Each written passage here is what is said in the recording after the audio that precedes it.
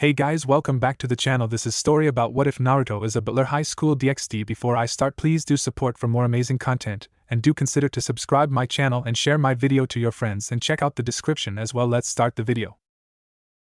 It was night, as the night sky had a full moon where it filled the evening with an enchanting view for the world to see. However, for one child, for now, it just emphasizes his loss. Earlier in the afternoon, he just received word that both his parents were killed in the line of duty. Once he heard the news, the young child ran into his father's office, since it was a room that he and his parents often hang out together, and cried his eyes out, while holding not only his but his mother's lockets in his hand. The young child is actually a young boy who was 6 years old. He had spiky blonde hair that resembled the same golden color as the sun, sky blue sapphire eyes with tan skin. He was about an average height that an average 6-year-old would be. There was also something different about him, that only those like him would know. He was a devil. The young boy's name is Naruto Uzumaki Namikaze. Naruto is a high-class devil born from two high-class devils, Kushina Uzumaki and Minato Namikaze. Both his parents were reincarnated devils that served the Agar's family for the past 100 years. You see, Naruto was born in the underworld since his parents were servants of one of the 34 current pillars in the underworld. His parents met since they were part of a peerage from each of the current lord and lady of the Agar's family. While accomplishing their tasks, they sometimes get involved with several tasks together, since both are skilled in seals and investigation. Soon after, they fell in love where they got married. For 100 years, both his parents have worked hard in order to get themselves promoted from low-class devils to high-class, where they were able to have a better life from all the work they've accomplished. After many years of being together, their love soon gave birth to Naruto, who became a high-class devil since his parents had earned the title of being high-class. For years, both he and his parents lived together in peace in a simple 2-story building that had 9 rooms, not including the bathroom and closets. During which, Naruto loved how his parents, whenever they had free time, would play and teach him everything he needed to know, such as reading, writing, and math. He also became friends with several people that his parents were teamed up with in the peerage they were in. Things were good, although Naruto was scared that he would never see them again every time his parents would leave for some times because of the Agar's family requests, since the family was their king. Of course, before they left, they would always say that they love him with all their hearts, which he always told them back, where he would be taken care by the servants for the time being. Unfortunately, his fears about never seeing them again have come true. It was this day, late in the afternoon, that Naruto was summoned by one of the servants to meet someone at his front door. He saw that it was one of his parents' friend, another of the Agar's peerage members. It was here that the older devil had told them that his parents were killed. Being a child, he denied it, of course, but the older devil told the child that his parents were killed by an enemy that took them by surprise. He even gave Naruto proof in the form of a locket, the same locket that he had around his neck. His locket had a picture of both his parents, while his mother's locket held his picture. After seeing the locket, which was damaged a bit, he took and ran into his father's office, where we are at. The elder devil decided to give the boy some alone time, since he knew now that the boy was now an orphan. Going straight to one of the servants, he gave an order to tell the other servants to keep the boy safe for now, under the order from the Agar's family. Once it was done, he went to inform his king, Lord Agar's. Agar's manor. The Agar's mansion was enormous, basically the size of castle or famous building, like the White House or the Buckingham Palace. Currently, Lord Agar's was sitting in his office, waiting for an important individual to arrive to discuss a recent event that cost him and his wife 2 very valuable members of either of their peerage. It wasn't long before his guest arrived. Being escorted in by one of his servants, Lord Agar's greeted the leader of the 4 Satans, Surzek's Lucifer. Walking alongside him was Surzek's maid, who was also known as the most powerful queen in the underworld, Graphia Lucifuge, the silver-hair queen of annihilation. Greeting the Satan into his home, Lord Agar's immediately began to explain the details of the incident that happened earlier. A few days ago, Lord Agar sent 2 of members of his and his wife peerage to gather intelligence from an intel that came out of nowhere. The intel explained that a powerful being was starting to make a move towards the 3 factions. He explained that before he brought the information to the other Satans, he wanted proof, so he sent his best members in espionage. Unfortunately, he received intel from them that they were close in finding out who it was, but soon was surprised when the routed reports didn't come in for a while, where he sent other members of his peerage. It was then that they soon discovered that the backup force didn't find them but found a locket. Inside the locket, a special seal was activated where the information that was gathered was stored, but also explained that if anyone found this locket, then the 2 are either captured or dead. From the information, it is confirmed that members of the old Satan faction are a part of this group now, Lord Agar said. Are you certain of this? Surzek questioned. Yes, Minato and Kushina made it very clear in their dying message that the old Satan faction is part of this new group, although the leader still remained a mystery, as well as its cause. Lord Agars responded. Lord Surzex, we must now investigate this information. If it is the old Satan faction, then it's possible that the descendants of the former Devil Kings might be involved. The silver-haired maid suggested. Yes, we should. I will send Beowulf to continue where your people have left off, Surzex said, which Lord Agars nodded in agreement. It was then that the door was knocked on from outside Lord Agars' office, where the person stated himself as his pawn. Lord Agars allowed him to enter, where he bowed towards his king and to the Devil King, Surzex. Have you told the boy? Lord Agars asked. Yes, my lord. His pawn replied. I have also ordered the servants to watch over him for the time being. He finished his report. His king nodded in acceptance, which he then dismisses him to continue on with his other duties. Once Lord Agars' servant left, Surzex was curious on who the boy they were talking to. Lord Agars, out of curiosity, what boy are you talking about? The Devil King asked. Naruto Uzumaki Namikaze. He's the son of both of my family former servants who got us the information. Both were high-class devils that earned their titles. Thus their son being a high class as well. Lord Agars. I see. Does he have anyone?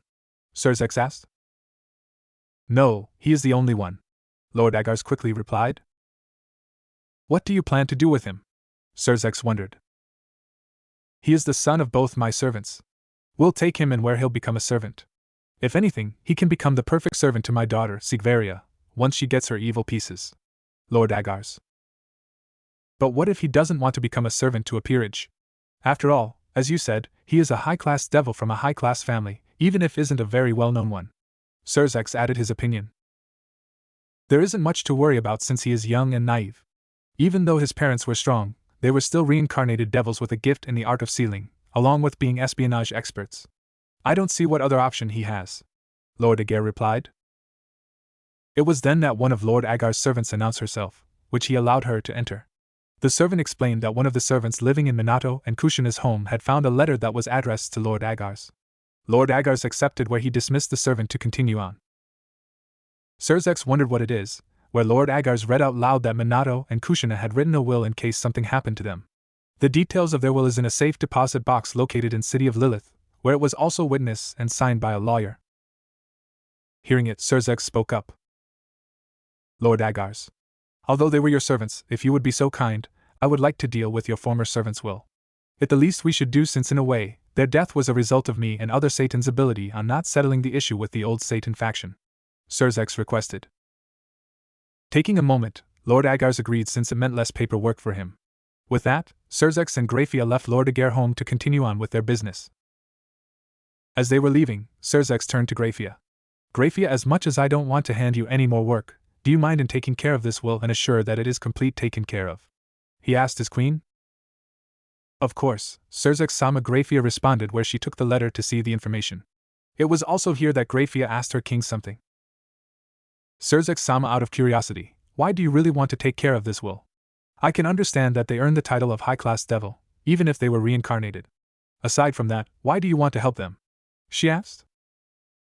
Two strong and courageous individuals left this world while giving us their dying message about a possible threat to our future. They could have ended the investigation and called for more reinforcement, but didn't, where they gained the intelligence of new group popping up at the cost of their lives. I believe that such an act of sacrifice for their son's safety of the future should not go in vain. And although I have never met them, the thing that I can at least do for them is to assure that their last wishes would be taken care of and their son would receive his inheritance. Her king answered. Hearing Surzek's answer, Grafia had a small smile on her face at being reminded on why she chose Surzex as her king. Once they finished their conversation, they both left to go home. A year later, Naruto was currently living in the main house of the Agar's family, where he was assigned to be a servant to Lord Agar's daughter, Sigvaria. While living there, Naruto was given his own room that was with the servants' corridor, which he didn't mind. While he wasn't working, he would study the books that his parents left him with. Naruto had a month of mourning where Lord Agar's let him do what he wanted for the time. It was during that time that he was visited by Grafia, who he didn't know who she was or her king is. Grafia had checked the will that his parents left him, where she made sure that everything was accounted for. Written in the will, Naruto was to receive everything that they own and bought after they became high-class devils. One was all the books that were in his father's office. His home was to be sold so it can pay for the servants that worked for them that they hired that wasn't given to them by the Agar's family. The second was his financial inheritance, where it explained that he can't have it until he reaches 12 years old. Surprisingly, Minato and Kushina were able to invest their money wisely, where it surprises Grafia to know that Naruto has enough money to live comfortably by himself and such, along with help invest in his future plans. Finally, was his evil piece set. Minato written in the will that all his evil pieces were to be given to Naruto, since he had a total of 15 but didn't use it just yet. He also explained that if his evil pieces aren't able to be given to Naruto, then they are to be used to trade to Ajuka or by some means in order to give Naruto his very own evil pieces. Grafia was surprised to read this, where she thought the idea was possible, where she explained that she'll need to talk to Ajuka about it. Of course, the evil piece, he won't be receiving them until he's 10 years old. Once everything was set, Naruto started to work and live in the Agar's family. Since then, the only person he accompanies with is Sikvera. While he worked and guarded Sikvera, he also learned the basic of demonic magic from Lord Agar's peerage. He was able to master the simple necessities such as teleportation, a barrier for defense, learning to fly with his devil wings, and simple hand-to-hand. As he improved in his physical mind, Naruto also continued his studies by reading the books that his parents left him. Naruto has proven to be a very intelligent child, who is great in creating strategies on the fly, instead of preparing beforehand. While he was being taught to defend Sikvera, he couldn't help but have his thoughts wander about something, where his mind and attention always goes to the outside world, like the world was calling him for some reason. He shook it off as he knew that as of now, he would be in danger since he is just a little kid. 2 years later. The mansion of Lord Agar's was nearly silent as rain fell upon the land. Currently, a 9-year-old Naruto was in his room, readying a fictional story inside hardbook cover, a book called Tales of the Gusty Night, that he hasn't read since the day his parents died. It was a book characterizing about a young boy growing up in harsh conditions without anything, including parents. He then worked hard and rise up against all odds to become a legendary heroic knight that fought against evil, yet never hurt the innocent while saving the souls of the damned. Naruto loved this story since it wasn't just the last story that his parents read to him, it was also a story that reminded him of himself, from what his parents used to say to him. His mother and father had told Naruto that they believe and had faith that Naruto can grow up to become just like the hero of the story if he chose to. Knowing that his would be proud of him for reaching such a height would be wonderful. As read the last page, Naruto just let out a few small tears which landed on the back book cover. After a few tears fell on it, Naruto composed himself a bit before he noticed something that he never noticed before. Looking closely at the back of the book, Naruto saw that there was a hidden page perfectly aligned with the book cover. Freeing the page, he saw words written in it where he began to read. Reading the page, his eyes widened at what he discovered where he looked at all the books that his parents left for him. Mentally preparing himself, Naruto began to go through certain books that he discovered along with something else that was just as important, a letter. Year later. Walking down the corridor of the main hallway of the Agar's family, Naruto was summoned by Lord Agar's where he was waiting in his office. Coming up to it, he knocked on the door where he announces himself, which Lord Agar's allowed him to come into his office. Entering the office, Naruto glanced around where he notices that not only Lord Agar's, but among him, presently, was Lady Agar's and their daughter, Sikvera. Standing in front of the current lord, Naruto stood up straight since he knew that Lord Agar's was a man that wanted everyone below him to be attentive to him. Lord Agar's, you requested me? Naruto asked. Yes. As you know that today is Sikvera's 10th birthday. As such, earlier today she was taken to the location to gain her evil pieces and begin collecting her peerage. Lord Agar's explained. I see. Is that the reason you called me so to inform me about it, sir? Naruto replied, already guessing what the conversation was leading to. No, that is not the reason. You see, Sikvera has been thinking long and hard for the past month since she knew that she would be getting her evil pieces. And as such, she has come to a decision where she wanted to present you, Lord Agar said before allowing his daughter to move forward. Naruto paid close attention at the Agar's heiress as she moved in front of him. She lifted her arm while unclenching her hand to reveal what she was holding. In front of Naruto's face, Sikvera held to him a chess piece, but not just any piece, the queen piece. Naruto-san, I want you to join my peerage as my queen, Sikvera simply stated. Is that so? Naruto responded. Hi, I've been thinking about it where I believe it's the right decision since I've seen you over the years. You have studied and trained hard as well as knowing that you can complete any task that I've given you as both my personal servant and guard. Having you as my queen, I know that you have the ability to being my second in command, Sigvera explained. I also believe it would be a good idea, knowing that having someone who is already familiar to serve to would be advantage to you, Lord Agars added. Now then, Naruto, accept my request and become my queen, Sigvera stated. Seeing the family looking at him with a look that said that they predict that he would agree with, Naruto decided to ask Sigvera something in order to confirm on what path that he has been struggling on figuring out.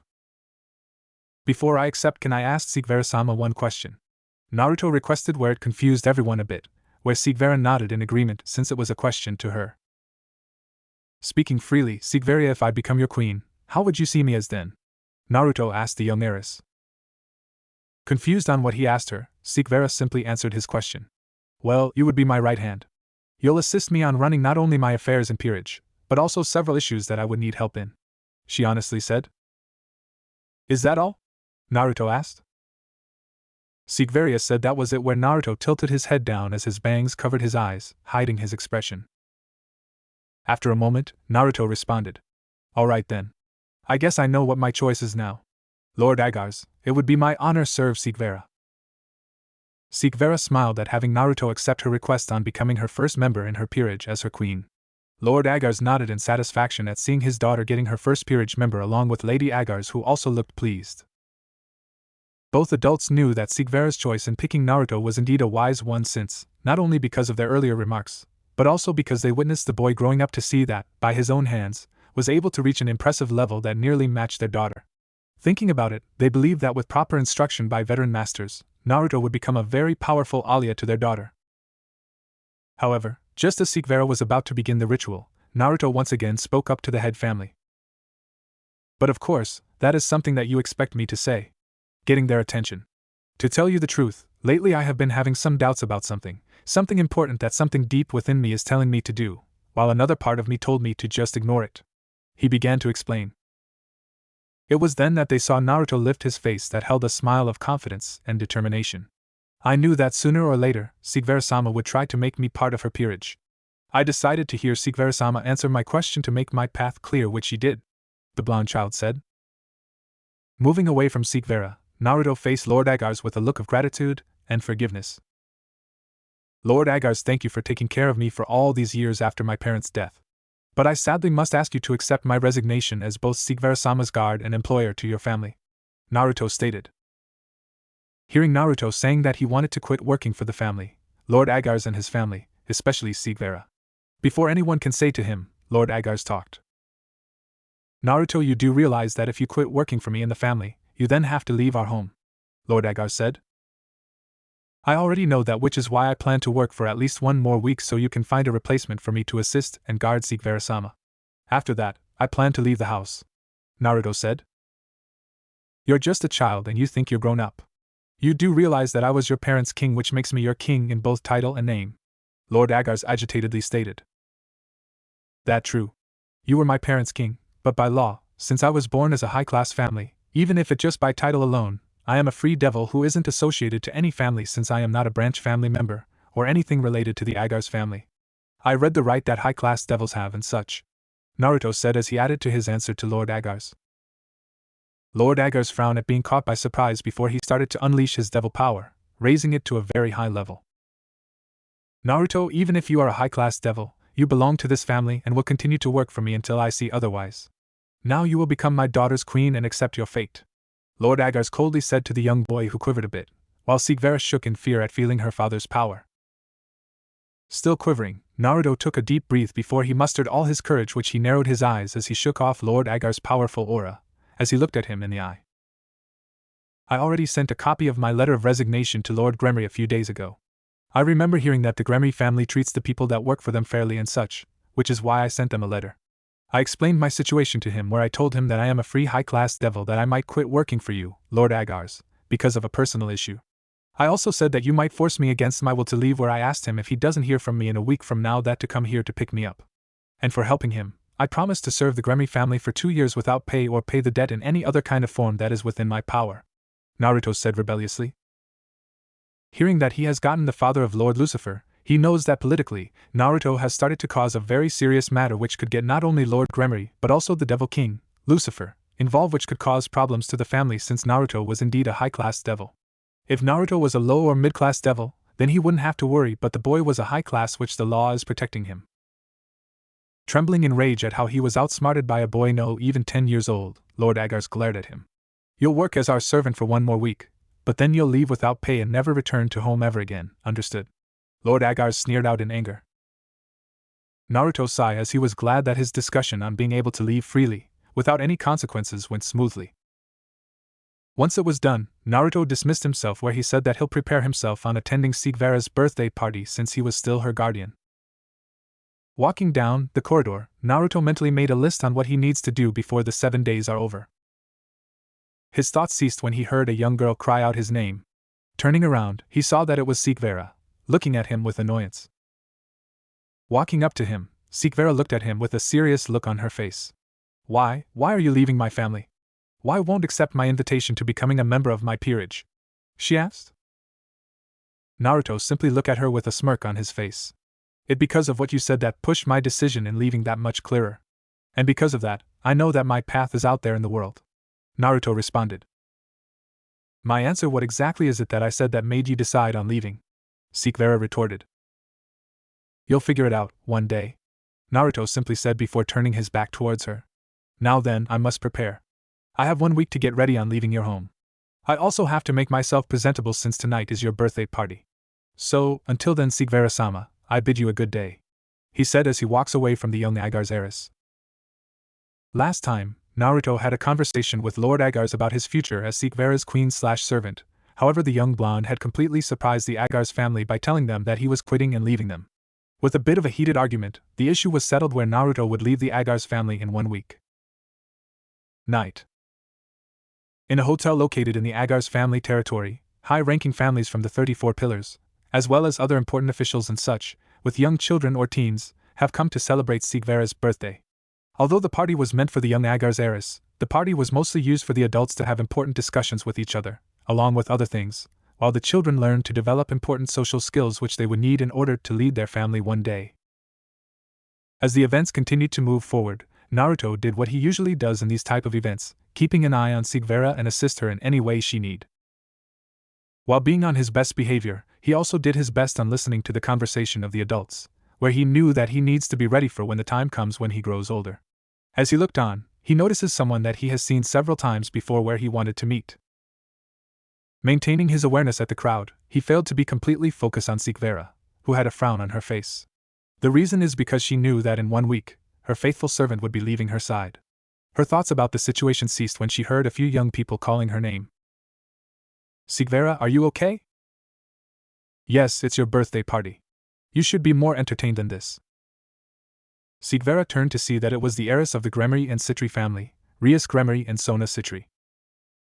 Rias Gremory is a young 7-year-old with back-length crimson hair, green-blue eyes, and wearing a pretty dress. Sona Citri is the same age as Rias, who wore a dress similar to Rias, but she had a bob-cut hairstyle to her black hair and wore glasses. Greeting Gremory-san, Citri-san. What's got you so bummed out? The red-haired Gremory. I received my evil pieces today, Sigvera stated. Really? Both girls were excited to hear since it meant that Sigvera would begin to gather her peerage. However, before the heiress could ask the birthday girl, Sigvera grimed at what she said next. However, the person I had wished to become my queen has rejected my offer, while mildly glaring at Rias a bit. Hearing that someone actually rejected the chance to become a queen to the future leader of the Agars family was surprising to hear. Before they could say anything, they were interrupted by the voice of a young male. Excuse me, Sigvera-sama? The 3 girls turned to see Naruto disrupting their conversation. Sigvera responded to him on what he'd want. I just want to inform you that I will be leaving your side for a bit as I would like to have a discussion with someone that I just noticed walking right now. Naruto explained. Sigvera nodded her head. Alright, you may leave but return in 5 minutes since I still need to meet and greet the rest of the guests. Sigvera said, which Naruto agreed. As Naruto temporarily removed himself from the Agar's heiress side, Sigvera just looked with sadness at his disappearing figure. While she frowns at him, Rias and Sona both had a gaze of desire. The reason is, even though he was dressed nicely with a simple white dress shirt, black dress pants and shoes, Naruto had a very strong aura for someone at their age. I must admit, Sigvera, You're definitely lucky on having someone as a possible peerage member, Sona stated. You're right, he is definitely strong. And I must admit that he looks cute. Why don't you forget about the person that rejected your offer and make him your queen? Rias said. I agree with Rias. With him by your side, you'll definitely have a very strong person for support, Sona added. Both girls turned back to Sigvera, only for them to see her in a depressing state. They both asked on what's wrong with her. It was then that she told them that he was the one that rejected her offer in becoming her queen for her peerage. Surprised to hear this, they asked on what happened. The young heiress began to explain on everything that happened earlier, where things went smoothly since she and her family had guessed that he would accept her offer because of the years of loyalty that he has proven to them throughout the years. However, when she explained about his thoughts as well as answering his question, he rejected her offer, where he then told her father that he not only quit being her guard and employer but was also leaving the house to be on his own. Both girls were stunned to hear that Sigvera's assistant/guard was leaving her side. They asked her on what was her answer to him, word by word, which the two were confused about it. With Naruto. Naruto left Sigvera's side, where he made his way through the crowd of high-class individuals while being polite about it. While Naruto was making his way, two certain individuals, along with their wives by their side, were having an interesting conversation. Lord Agars, your daughter's birthday party has been going smoothly, said someone. Thank you, Lord Gremory, Lord Agars said. I'm sure that this event would be help lighten up Sigvera's spirit considering she is losing someone important to her, Lord Gremory said. Lord Agars frowned, while his wife looked saddened about it.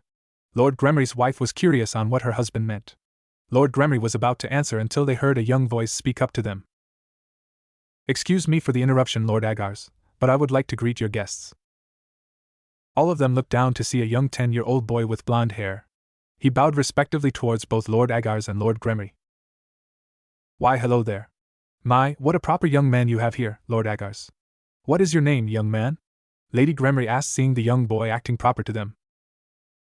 Greetings, Lady Gremory. I'm Naruto Uzumaki Namikaze, a high-class devil by title.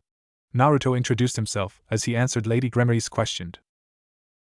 Hearing Naruto introduce himself, Lord Gremory looked intrigued at the boy since he is someone that he was looking forward to meet. Hello, Naruto-san. It's very nice to meet you. But out of curiosity, why aren't you talking with the other children?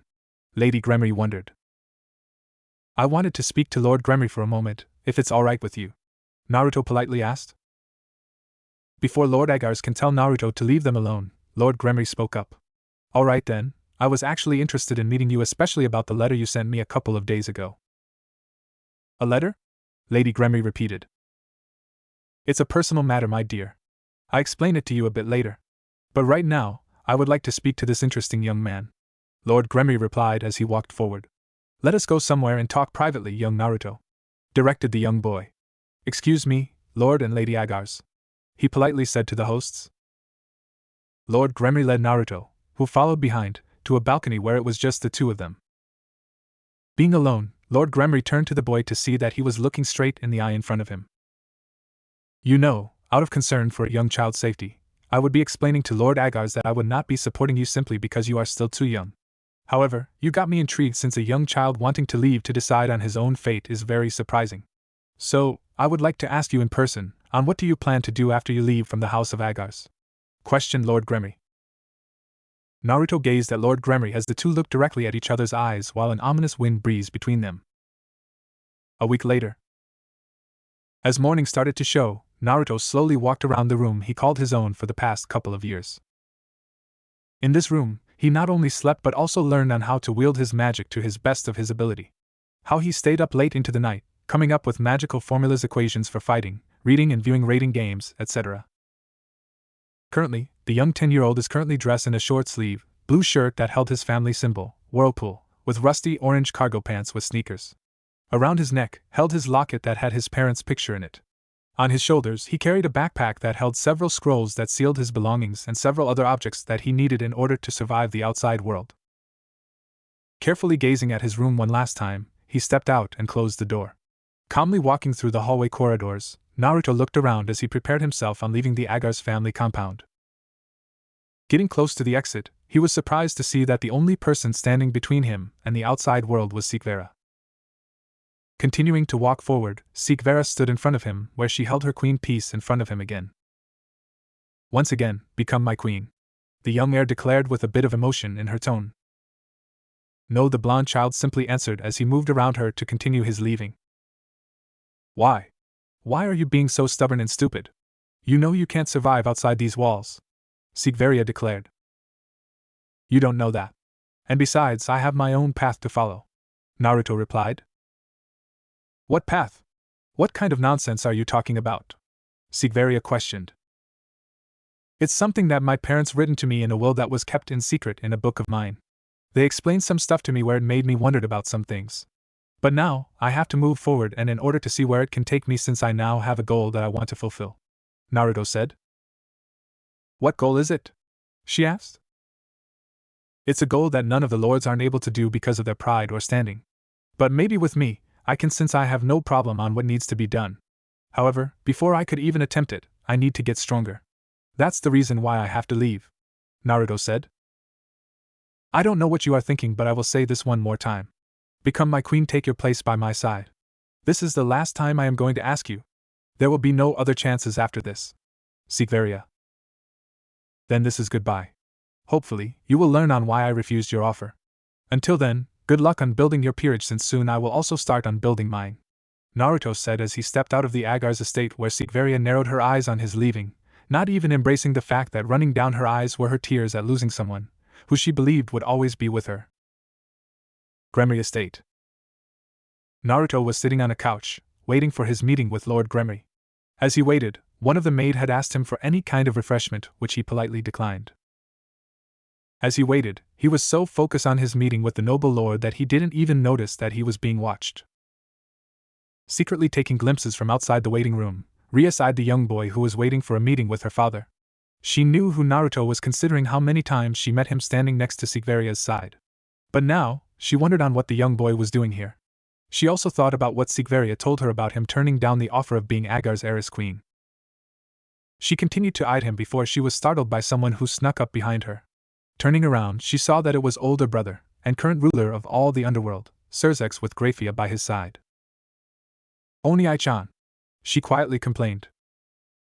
Oh my Riatan. You were so easy to sneak up to. Tell me, what's got your attention?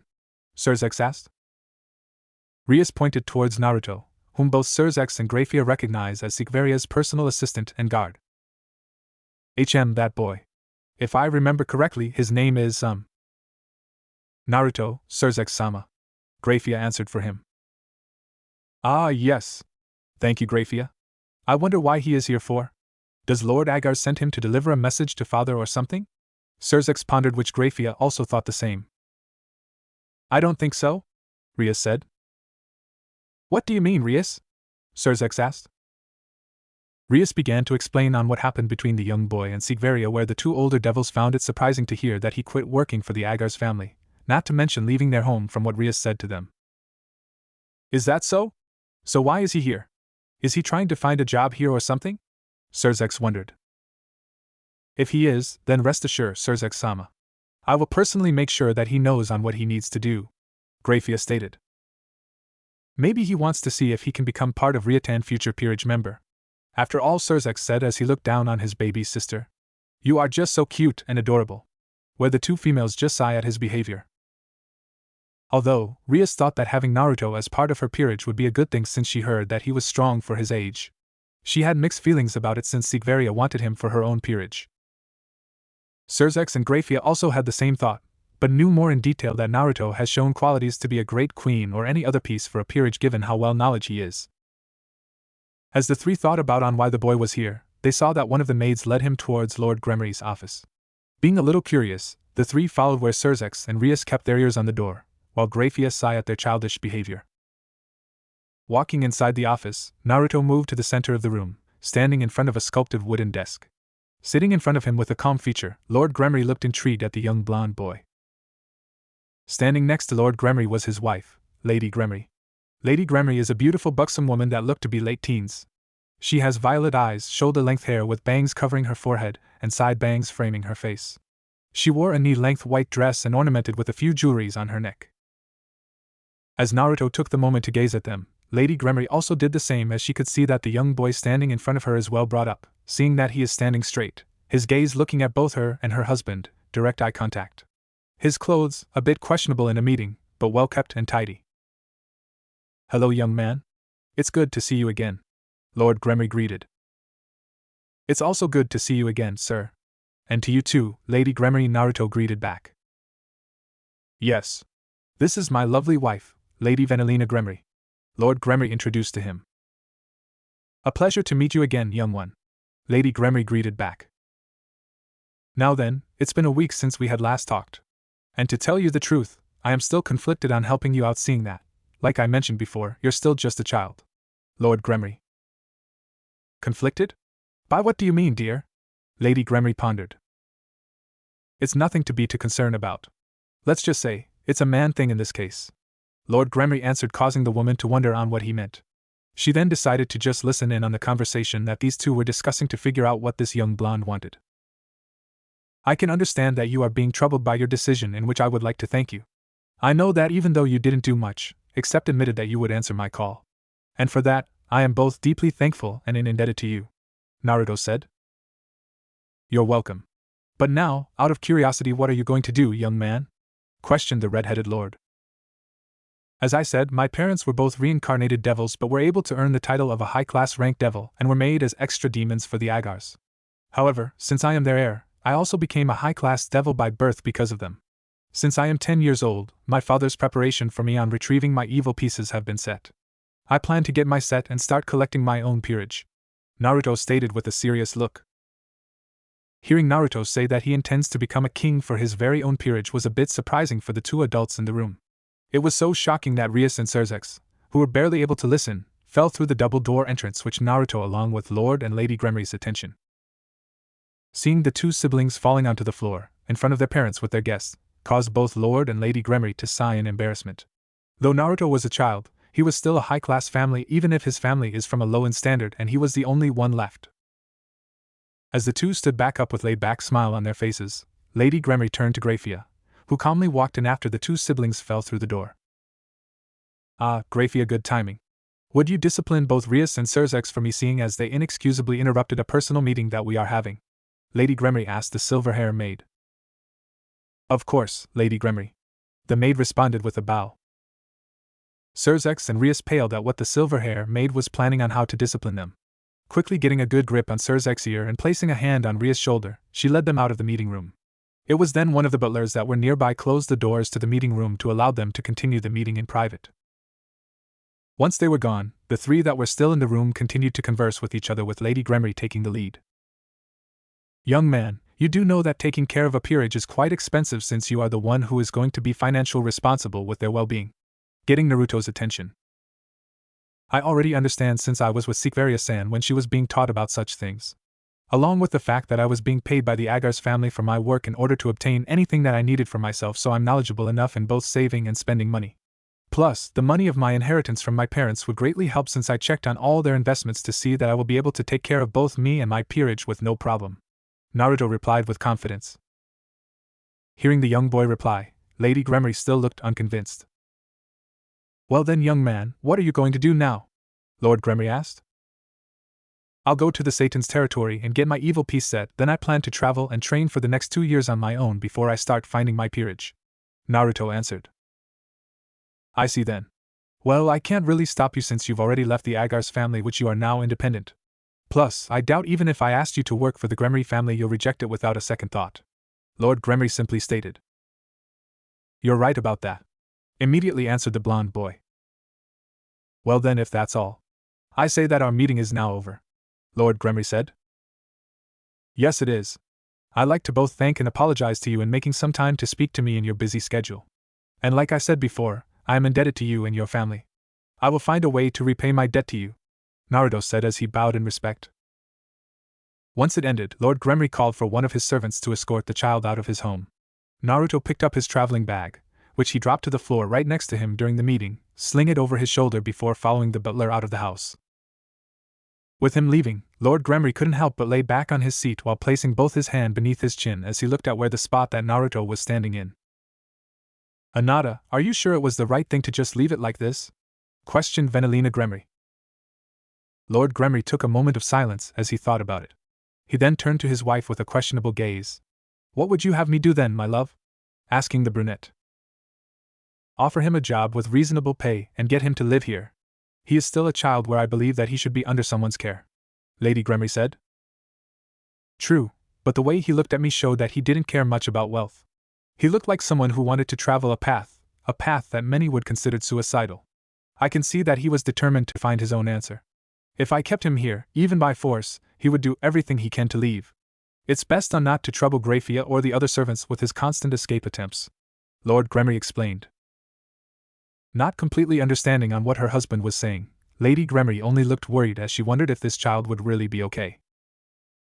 With Naruto. As he was leaving, he heard a bit of whining where his curiosity piqued. He stopped his walking, which the butler noticed and stopped with him. He looked around a bit till he found the two people who fell through the double door during his meeting with Lord Gremory, along with the maid named Grafia, if he recalled. It wasn't long before he noticed the young redhead girl, along with the two elder adults, to see that they were being watched. Currently, Rias was standing close by while Grafia had a giant fan which she used it to discipline Surzex. Taking this moment on trying to escape, Rias walked up to the blonde where the two looked at each other. Before she could say a word, Naruto held his hand up before turning it into a fist as he smiled directly at her. Those that were around them, as well as Lord and Lady Gremory, who had stepped out to speak to Rias and Surzex's embarrassing behavior. Rias blinked confusedly at what the blonde boy was doing to her. Before she could even ask, Naruto spoke up. Consider this a challenge. I know that you are planning to become a king for your own peerage one day, just like me. As for me, I don't know what I plan to do in life, but I do enjoy a good challenge. So little Gremory heiress, when the time comes I hope you can provide me a proper challenge when our rating game comes since I don't plan on losing, Naruto declared to Rias. Seeing that she was being challenged like this, Rias' confusion changed to a confident expression where she mimics Naruto's pose. Alright, but I doubt you can challenge me since I don't plan on losing either. Seeing Rias' response with confidence caused her family that were around her to smile at accepting the challenge that Naruto declared to her. With that, Naruto dropped his pose before excusing himself where the butler led him out of the Gremory estate. Seeing Naruto walk out, Lord and Lady Gremory both mentally smiled at seeing that aside from her friends, there will be a rival out there that would truly push her to her limits when the time comes. A few days later, Naruto stood in front of a stone monument. This stone monument is a special one since it is where all the high-class devils and above, whoever wanted to, collect their evil pieces from here. Naruto stood in front of the entrance to the monument. He revealed his status as a high-class devil. Seeing the monument respond positively, Naruto moved forward where he now stood in arm's length. Doing what was required, Naruto watched as his set of 15 evil pieces were formed. Each piece was that of a chess piece where all but the king piece was formed since he was the king from the beginning. Collecting them into a small chess box, to keep them safe, he placed each one of them inside it. As he was doing this, he notices that his queen and several other pieces' appearances were slightly different from the others. Wondering what it was, Naruto figured that he'll figure it out later on during his journey. Once he got what he wanted, Naruto walked out of the monument towards the closest forest area. Making minimal time, Naruto picked up one of the sticks that laid on the ground before tossing it up in the air. Once the stick hit the ground, he saw at which direction the stick landed and where he followed it, seeing as he would let both fate and luck decide on what he would do. 7 months later. On normal days, one would consider a hike to be a pleasant and calm exercise. However, when a person considers a hike to be climbing up a freezing mountain region while only wearing a plain red t-shirt and jeans with sneakers, many would see it as insane. That's what Naruto was thinking about as he was doing just that. Step by step, going up inch by inch through harsh snowy winds up a mountain with nothing but simple clothing and a backpack was something that the young blonde wondered to himself if he really has become insane. As he climbed up, he can feel his strength fading since he has been climbing through this harsh region for several hours without rest. Deciding to make camp, Naruto continued to climb higher while glancing around to see if there was any type of shelter. It wasn't long before he spotted a rocky terrain with a cave. Making his way, Naruto got out of the chilling wind where the cave offered a relief point. Being able to get away from the cold wind, Naruto looked in his backpack where he pulled out a simple gas-powered firebox. Using his lightning to create a small spark, he was able to get a decent fire up and running. Warming himself up a bit, Naruto soon pulled out from his backpack a windbreak to cover the front entrance of the cave, a heavy-duty sleeping bag, and some canned food goods. As he allows the small fire to embrace around him, Naruto thought back for the past 7 months. Since he began his journey, Naruto has stayed in isolation, while only going to towns or villages in order to work, earn money for necessities before returning where he left off. After getting his evil pieces, Naruto traveled by foot, only teleporting when he needed to get from one edge of a city or village to the other. As he traveled, he gathered any information such as the local plant and animal life in order to survive by living off the land. Although he entered several devil territories, he avoided the main territory of the lords that own the land to assure his own safety and such. The very first 2 months, he maneuvered through the forest, parkour through the trees, boulders, and other wilderness landmarks that were in his route in order to train his agility and stamina. Of course, the terrain of the wilderness soon became survival in a new area as Naruto crossed from the forest to the desert area of the underworld. Unlike the human world, the underworld don't have oceans or seas but several large terrains of desert wasteland, small grasslands, patches of forest area, rocky terrains, and small patches of water in the form of rivers, small streams and ponds. Think of the third Riddick movie. For the next 4 months, Naruto had traveled through the harsh wasteland as well as avoiding and fighting dangerous creatures. During that time, he had to strengthen his will and body in order to create traps and such when he hunted for anything eatable or needed an area to sleep. After several months of living through such a harsh environment, Naruto decided to change his surroundings where he went to the closest city to look in a library. It only took Naruto some time until he found his next training area, in one of the harshest environments to live on, a snow mountain terrain that is located north by northwest. Teleporting to the closest village/city to the area, he gathered all the supplies that he would need, along with the local information about the area. He made his move. It has been nearly a month since he started where he found crossing the terrain very harsh. He had to use his demonic powers to keep himself from freezing, which also interfered with him able to sense anything. He would have teleported back to a village in order to resupply, but Naruto found it too difficult since he isn't able to concentrate in the harsh cold. Because of his inability to teleport, he was stuck in the mountain terrain where he got himself lost after a few avalanches fell. He would have flown using his devil wings, but he promised himself that he won't travel by air since he wanted to get stronger. This led to him to press forward where he had to survive by getting whatever crossed his way. He killed fur animals which he used for meat and warmth, such as his windbreak which was a fur pelt. Everything that he went through led to this point, where his only provisions left are nothing more than a day of food and water, while his only heat to keep him warm through the night was about finished since he doesn't have much flammable gas. His thoughts stopped when he notices that his heater/stove was about to flicker out. Deciding to save whatever gas he has left, Naruto pulled out his sleeping bag, along with several warm fur pelts which he covered himself around like a cocoon, turned off the heater, and slept for the night. Unknown to the young blonde, from a secure distance, there were a pair of eyes on the young devil. Normally, this kind of action would be cause of concern, however these eyes gazed at him with impressiveness and curiosity. Seeing the blonde turn in for the day, the sharp pair of eyes with lavender scara turned their head away before leaving the boy alone. 7 days later. It has been nearly a week since he ran out of supplies. His food and water supply has been depleted, which caused Naruto to be concerned about his current situation. Using the snow as a water source, after he heated it up with his magic, he was able to survive for a bit longer, but he hasn't been able to find anything to eat. Breathing heavily in the cold air, he shivered as he continued to move forward in an attempt to continue to warm himself up from his kinetic movement, while keeping an eye out. Traveling for another hour, Naruto found himself being blocked in from large rock walls. Having no choice, Naruto started to climb up the 200 feet rock crevice with everything he had, while fighting off the cold air that blew around him. As he climbed up, he struggled very hard in order to keep himself from falling. More than a few times that he slipped from loose rocks/boulders but was able to keep himself from falling back down. While he climbed the mountain wall, Naruto's struggle was being viewed by the same pair of eyes that watched him over the past couple of days. However, this person wasn't alone. With the person were a couple of other individuals that watched what the blonde-haired devil was doing. "I must say, he's a very stubborn one, don't you agree?" said one. "Yes, but to see a young child like that, no older than 10 years, challenging such a harsh environment with nothing but regular clothes, this boy is definitely looking for a suicidal way to die," said another. "I don't believe so. From what I can see, he looks like he is searching for something important, who knows what is though. But I can see that he is determined to gain strength. Plus, I am sure that you can sense something from the boy, right?" said the one that been watching him the most. "Yes, but I don't know what it is.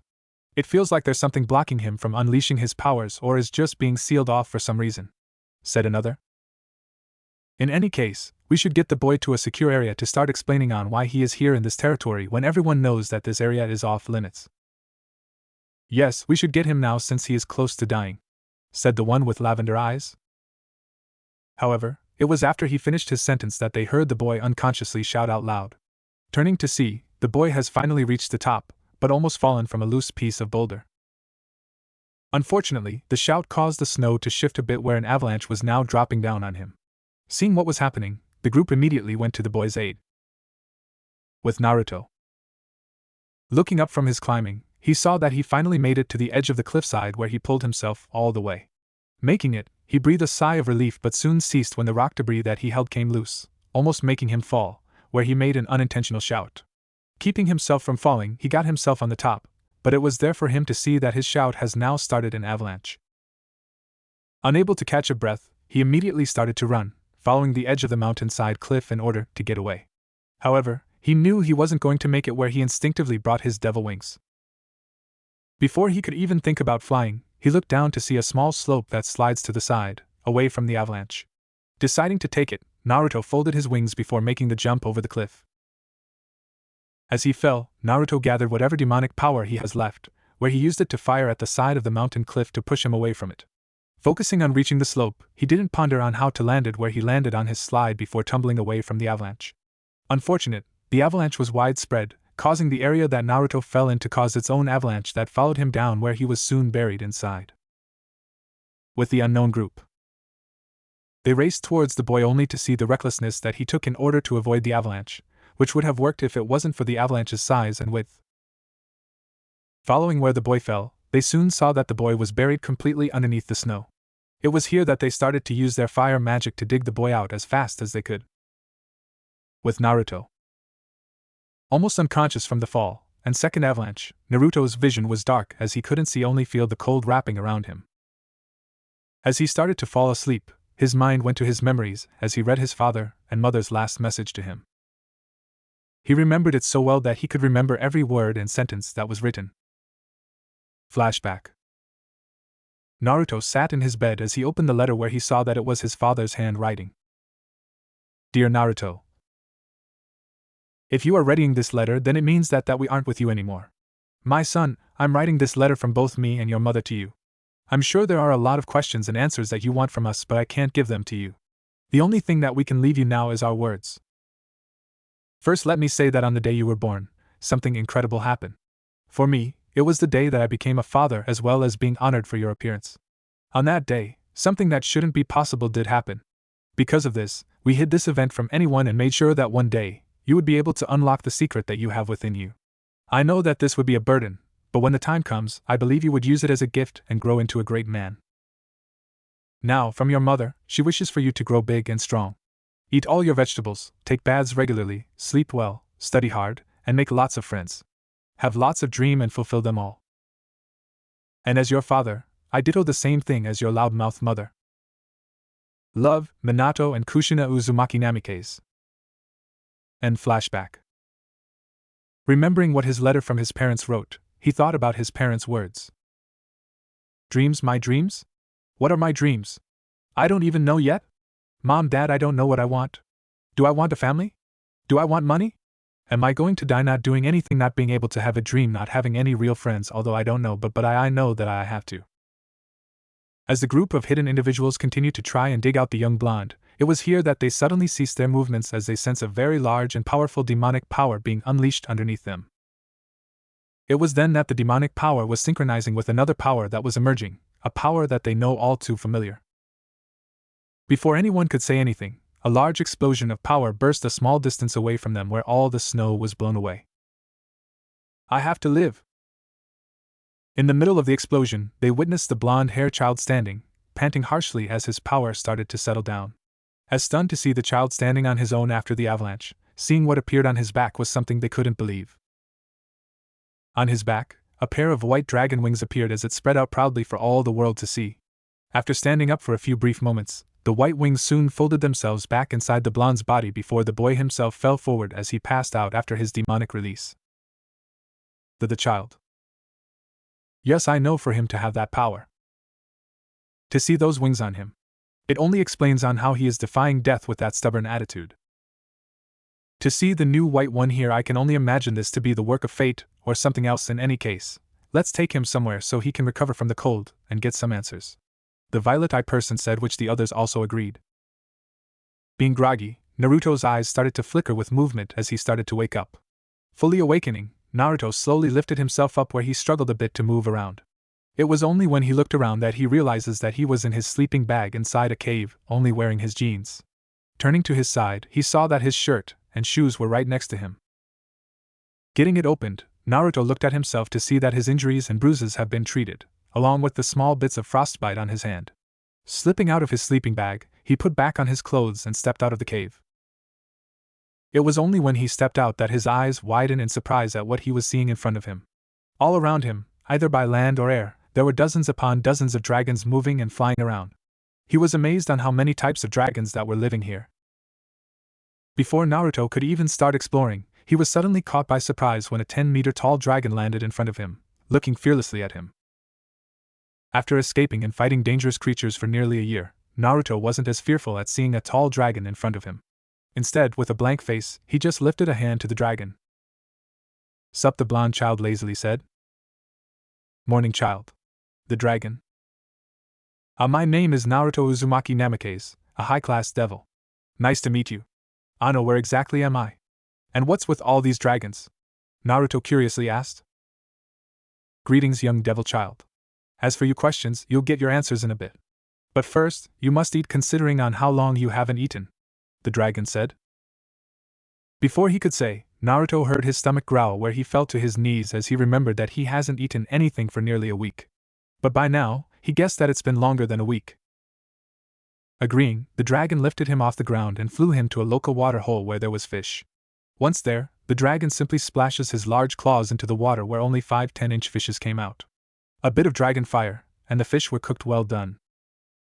Quickly eating the fish, he felt a whole lot better after nearly starving to death from the freezing cold. Having a belly full of fish, the dragon led Naruto towards an area that, from what he can sense, where the strongest of the dragons are residing in. Arriving at their destination, Naruto looked around to see 15 dragons moving around in a circular motion, eyeing him with interest. Before he could say anything, a 16th dragon landed in front of him, where he definitely felt the amount of demonic aura around him. The dragon was a gigantic western dragon that stood 15 meters tall. The majority of his body is covered with dark purple scales. His lower body, specifically his belly, the inner portions of his long tail, and legs, is beige in color. The dragon has a triangular head with yellow horns, a pair of large, sharp eyes with lavender sclera. He also has sharp canine teeth, and long, sharp yellow nails for claws with wings resembling a bat's, with rigid tips. Along with that, he wore black armored shoulder pads that extends down to his arms and a loincloth decorated with metal accessories. Naruto knew that this dragon was familiar to him for some reason, but he wasn't sure since he hasn't been keeping up with the latest news in the underworld for a while. Upon meeting the dragon, Naruto decided to act nicely since he knew that creatures this big and powerful would easily use him as a ping-pong ball. "Greetings, I'm Naruto Uzumaki Namikaze, a high-class devil from an extra demon family. Ano, may I ask for your name?" he politely asked. "Greetings as well, young one. I am Tannen, lord of this kingdom of dragons that you are now standing on." Tannen introduced himself. Hearing Tannen's name, Naruto widened his eyes as he spoke out loud about how much he knew about said dragon. "Tannen, you mean as Tannen, the former dragon king who is known as the Meteor Dragon? That Tannen?" Questioning in disbelief at seeing a legendary figure in front of him, which the dragon nodded in response. Naruto bowed respectively before looking up at him. "It's an honor to meet you, sir. I have seen several of your past recorded rating game matches back from over 100 years ago. To meet you is indeed a great honor," kindly said the blonde. "I see that my reputation is still very much alive if young ones such as yourself know about me. Although, I should be the one to say that I am pleased to meet you. To think that he would be reborn into this world as your retainer is a surprise to me as it is you to see me," Tannen remarked. "Huh? Reborn? What are you talking about, Tannen-sama?" Naruto asked. "We'll get to that in a little bit. However, I should be asking on why you were traveling around in my territory, nearly half dead no less?" Tannen with a questioning gaze. "Your territory? I thought I was outside any devil's territory. I must have wandered in by accident because I got lost by the snow and mountain terrain. Naruto muttered, which Tannen and the other dragons were able to hear. In any case, the reason why I was traveling through that hell was to find my path. The blonde stated. Find your path? Tannen muttered. For a while now, I have been traveling around the underworld, getting stronger while trying to find on what I should do in the future. For a while now, I didn't know on what I should do with my life. I had thought about going back to Agar's family and become Seekvaria's queen or whatever piece she sees fit for me. But I remembered my parents' letter, which a part of me told me that I should find my own path that isn't involved with the pillar families. I feel like that the path I want to create for myself would show me on what I should. I'm sure that someone like you would understand my predicament.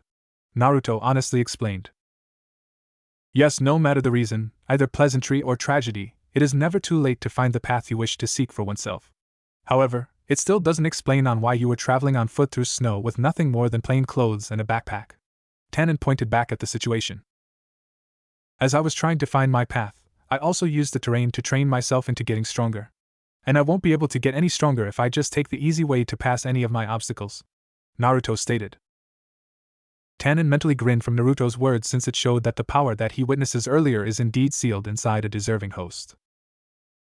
I see, and it's because of the situation you were just in, you were not only determined to find an answer but also awaken the power that was sealed within. Tannen said. Power? What power are you talking about? Naruto questioned. It's understandable that you don't know what I am talking about.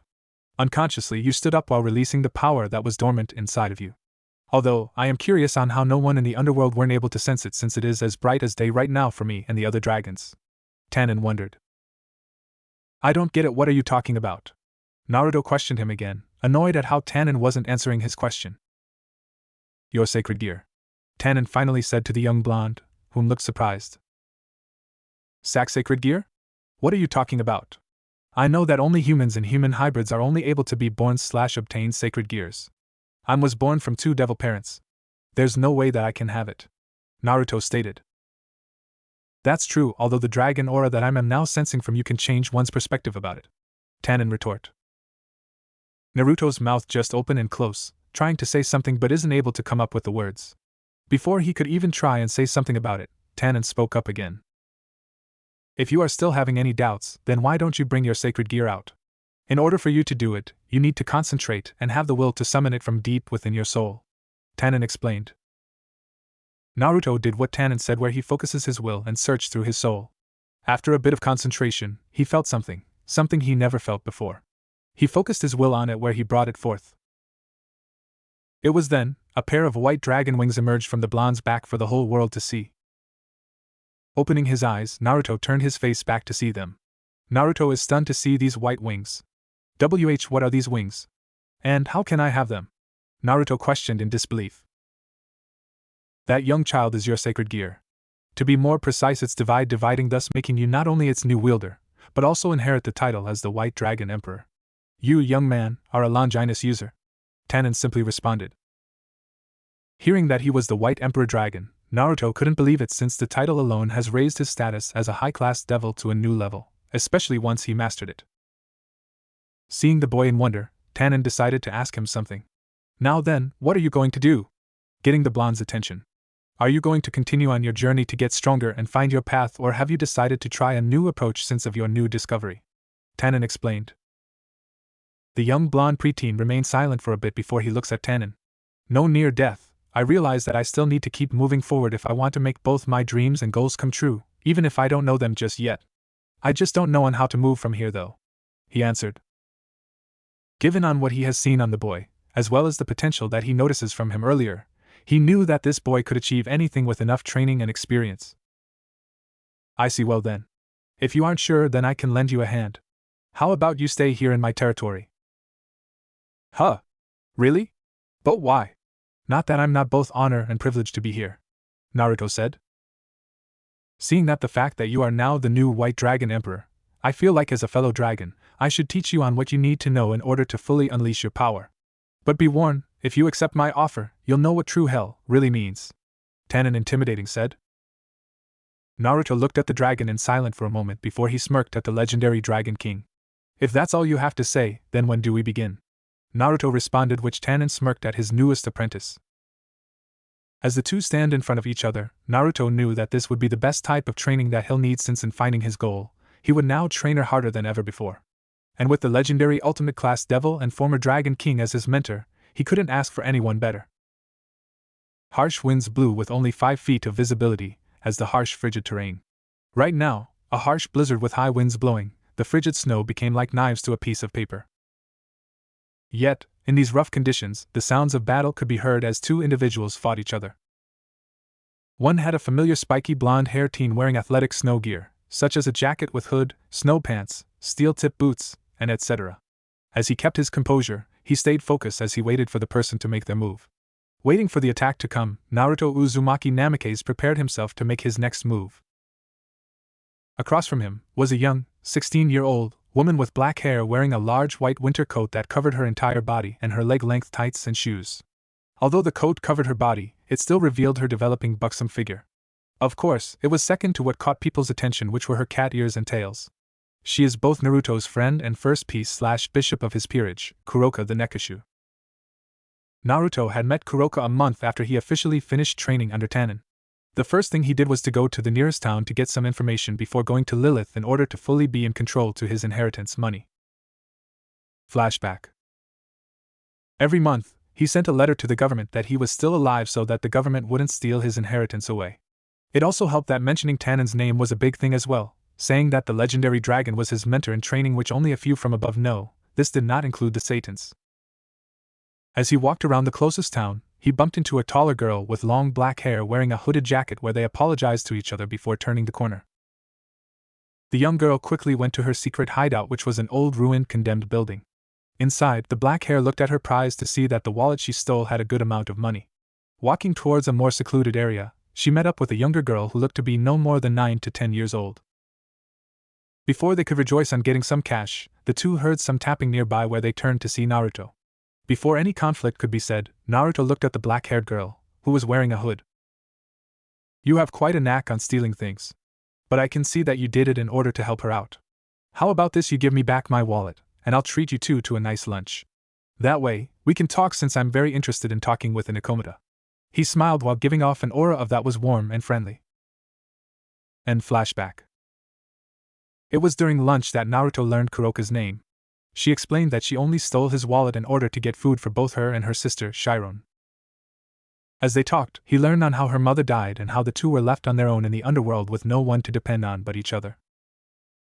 Naruto told him that he understands, since he came from a similar situation on losing his parents and such. After thinking for a bit, Naruto offered her a deal where he makes her be the first of his peerage as his bishop. Recall how Nikomatas are skills in the mystic arts. Kuroka has heard about the evil peace system and was surprised to know that the boy eating with them was a high-class devil. After discussing some things, Kuroka agreed to be part of his peerage and asked if her sister would also join her. Naruto thought it was a good idea, but disagreed with Chiron once he gone down to it, since he'll be traveling a lot where it would be hard for Chiron to come along, since odds are that they would face big trouble, especially since he has something that attracts trouble like metal to magnet. It was then that he had an idea which would not only please Kuroka but also help in repaying a debt that he owed to a certain family. Suggesting the idea, Kuroka was a bit conflicted, but Naruto assured her that she could visit her sister whenever they have any spare time during their travels. Having that condition, they both agreed. It was then that the two noticed that Chiron had eaten 10 plates of delicious steak dinners, which Naruto smiled, since he knew that it was going to cost him a bit, but worth it in having Kuroka as his companion. Recalling the event on where he set up the meeting with the family, Naruto remembered how it played out. Flashback. It was late in the afternoon as Naruto led the way while having Kuroka and her sister, Chiron, follow him to their destination. As he led the way, he didn't pay attention to the two Nikomata sisters, since he knew that it was a private conversation for them. But he could hear the bit of whimpering from the younger one and bit of sniffling from Kuroka. He knew that Chiron was upset while Kuroka felt saddened on having to leave her only family member, but did what she believes would be the best for Chiron, since unlike her, she was still too young for something as serious as traveling around or fighting possible dangers. After a bit, the three made it to the front gate of the mansion of one of the most famous pillar families, the Gremory. Talking with the guard, he had asked if he could have a conversation with Lady Gremory and her daughter, since he knew that Lord Gremory would be busier than her. Waiting for several minutes, the guard allowed him and his two companions to enter. Calmly walking towards the mansion, Kuroka and Chiron looked awed at being able to walk in such a place. It didn't take long before the three made it to the front double doors, where they were greeted by to Naruto only, a familiar silver hair maid. "Welcome, Namike-san," greeted the maid without bowing. "Hello again, Graphia-san. I hope I'm not inconveniencing both Lady Gremory and Rias Gremory." Naruto politely responded with a bow for both proper courtesy and apology. "You did come rather unsuspectedly. However, Lady Gremory remembered who you are and has made some time to see you," Graphia responded. "I see. Well, I'll apologize for my abrupt action and make my meeting with her quick," Naruto politely said. Graphia smiled gently at how mature and respectful that the young blonde is acting. In her personal opinion, she believed that he would be a perfect servant to Rias, since not only are they young but knew that he would be a great help to her. In fact, she and Lady Gremory had discussed the matter with Lord Gremory and Surzex since they can see the potential he has for a queen or any other piece. Although, those conversations were put to rest when Lord Gremory dropped the matter since he would not try anything with the boy given on what he has seen from the young blonde's eyes. Before allowing him to walk in, Naruto got Graphia's attention where he introduced his bishop, Kuroka, and her younger sister, Chiron. "Hello, Naya," Kuroka cheerfully said. "Greetings," Chiron said more refined. Acknowledging them, she allowed all three inside where she then led the way towards the veranda that Lady Gremory and Rias were waiting at. Walking through the hallways, the group of four reached the backyard of the mansion towards the veranda. There, Naruto and the two girls saw Lady Gremory politely waiting with some tea in her hand while next to her was a younger version of her but with crimson hair waiting patiently. From the large amount of red crimson hair, he knew that it was Rias. Although, standing next to Rias was an unknown girl with long black hair tied in a ponytail. Making it to the veranda, Graphia introduced Naruto to Lady Gremory as well as his two other companions. At the same time, Lady Gremory introduced herself to the two new girls, then to Rias and her queen, Akeno Himejima. Seeing them up close, Naruto could see that Rias has changed a bit, not just by height but also figure, where she was starting to signs of developing into a woman given the small curve in her chest were giving away. The same could be said to Akeno, learning her name from Venelana, whom he can tell was going to be just as attractive as Kuroka. Once everyone met with each other, Lady Gremory allowed everyone to sit around the table with Graphia standing nearby in case anyone wants something. Getting to business, Lady Gremory asked Naruto on why he asked to meet with her all of a sudden. Taking this moment, Naruto asked if he could discuss this with her in private before talking to Rias. Giving it a moment to think about it, Lady Gremory agreed, where the two took their conversation outside the veranda near the flower garden. This left the other five alone where they looked at each other. The tension between everyone was high, but wasn't troublesome, just awkward. The tension ceased when they all heard a small grumbling. They all turned to the little white-haired Nikomata, who looked up to her sister. "Hungry," Monotone said. Smiling at how innocent her sister was acting, Kuroka turned to Graphia and asked for something sweet for Chiron. Nodding, Graphia went to retrieve a few snacks for her as well as the other girls, but not before leaving another maid to look after them. While she was gone, Rias decided to break the ice with them. "Ano, as you know, my name is Rias Gremory. And this is my best friend and queen, Akeno." Rias introduced herself while Akeno did the same thing with a bow. "Nice to meet you. I'm Kuroka and this is my sister Chiron." Kuroka and Chiron did the same. "Out of curiosity, why are you three here for? Is there something you need?" Rias asked while mentally thinking on how adorable Chiron is, where she also thought that it was unfair for a small girl to be so cute. "Yeah, in a way. But I think it's best to let my king speak to you about it," Kuroka responded. "Your king?" Akeno repeated. "Hi, the blonde boy is my king since I'm his bishop," Kuroka responded. Rias was taken by surprise since she remembered who Naruto was, but was surprised to hear that he actually started on gaining his peerage, just like he said. Before anything else could be said, Graphia returned with some snacks which was divided between sweet and healthy for children, like small blueberry muffins, celery sticks, and such. As the group of girls talked, Naruto and Lady Gremory were discussing on today's surprise visit. "It's good to see that you are doing well, young man. The last time I saw you was almost 2 years ago, I think. How have you been doing?" Lady Gremory asked. "I'm doing fine. Traveling around the underworld had helped me a lot. I was able to find my own path and have started on trying to achieve my goal now," Naruto responded. "Oh, and what would be your goal?" the buxom brunette questioned. "To be the strongest emperor in history, where I will then become a Satan," Naruto answered. Lady Gremory was a bit taken back at hearing that this young blonde child wishes to become a Satan. Although she knew that the chances of him becoming one is very unlikely because of diplomatic matters and other issues, she admitted that it was still an admirable goal to achieve. Also, becoming an emperor, since she guessed that he was talking about the title emperor in the rating games, which is being held by the #1 champion, Dihauser Belial. She knew that this would be a goal that could happen if the boy is determined enough. I see. Well, just to let you know, my son is one of the 4 Satans and is very powerful. I hope you know what you are getting yourself into, Lady Gremory stated. I know, but I know that I won't become Satan like that. I know that not only am I going to work hard, but it would take time. That's why I'm just going to do what I can for now and achieve the titles later, Naruto said. That's a good way of thinking. Now then, let's discuss on your sudden visit here. Ah, yes. First off, I would like to apologize if I disrupted your busy schedule, or anything like that. The blonde apologized. No, you haven't much. But thank you for your apology, Lady Gremory politely said. To the main issue on why I am here. I would like to propose something to your daughter, Naruto stated. Propose? Lady Gremory said before she grew a sly smile on her face. Oh my, although I'm not surprised given how cute my Rias is and how beautiful she will become in the future. I'm afraid that she is already arranged to someone else. But if you wish to earn her hand. I know what are talking about, Naruto confusedly stated with a sweat drop on his head. Huh? You aren't here on asking my daughter's hand in marriage? Lady Gremory asked. No. I just came here to ask her if she was alright in taking care of someone, Naruto said. Taking care of someone? Venelana repeated. Yes, as you see. I already have Kuroka as my bishop. And although I would like to have her sister as part of my peerage, but to be honest it would be a bad idea. Given how I'll plan on continue my travels in both the underworld and on Earth to not only look for my peerage members but also doing my own thing plus with any duties that someone like me would have to do, I know that it won't be a good environment for Chiron. So, I was hoping if Rias is alright on taking care of Chiron as part of her peerage for Kuroka, Naruto suggested to the lady. I see, so that's why you came here today.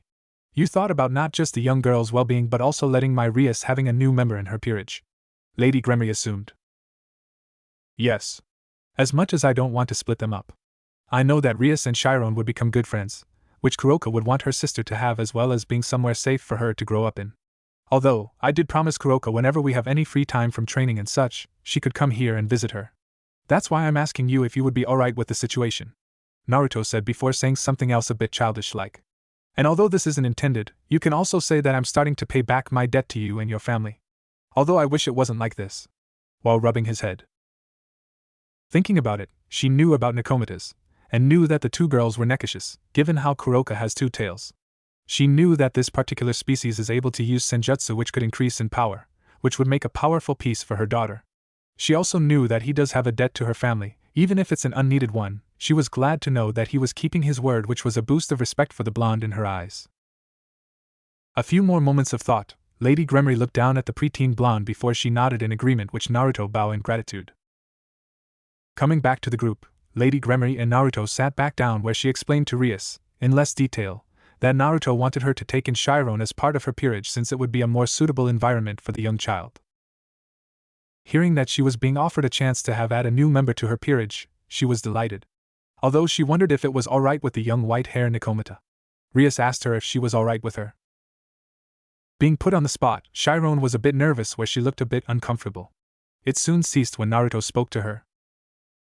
Chiron, if you don't want to live here as part of Rias' peerage, then we'll find a way in order for us to live by. With a gentle face. Hearing what the blonde king said eased her tension a bit, that caused her to remember on what kind of dangers that she and her sister would face. Although, Kuroka explained to her where they might be put in some kind of danger, and such, it does cause her to be worried for not only her own life but her sister's life too. However, hearing that living with Rias and the Gremory family, she would not only have a place to live and train, but also be given a chance to have friends and grow up like a regular girl, well as regular as a devil family can get. It would also put Kuroka's mind at ease if she would live here instead of constant traveling, since she knew that Kuroka wasn't the type to stay in one spot for too long. After a few minutes of thinking, she said that she would stay with Rias. Hearing it, Rias was happy since she openly said that she now feels like she has a cute baby sister to look after. Seeing their interaction pleased Naruto and Lady Gremory. It was here that Lady Gremory asked Grafia to prepare a room for Rias' future peace, which she agreed.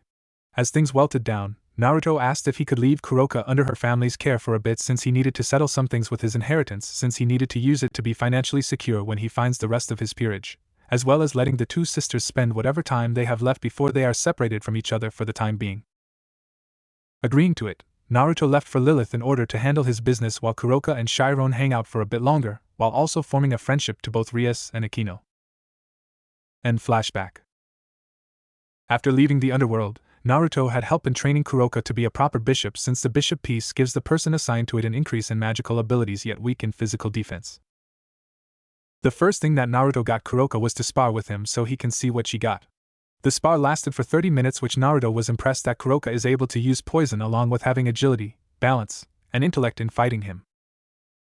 With that, Naruto intended to help her increase her power by utilizing her new demonic abilities, where she would be able to increase her magic output without worrying about straining her body.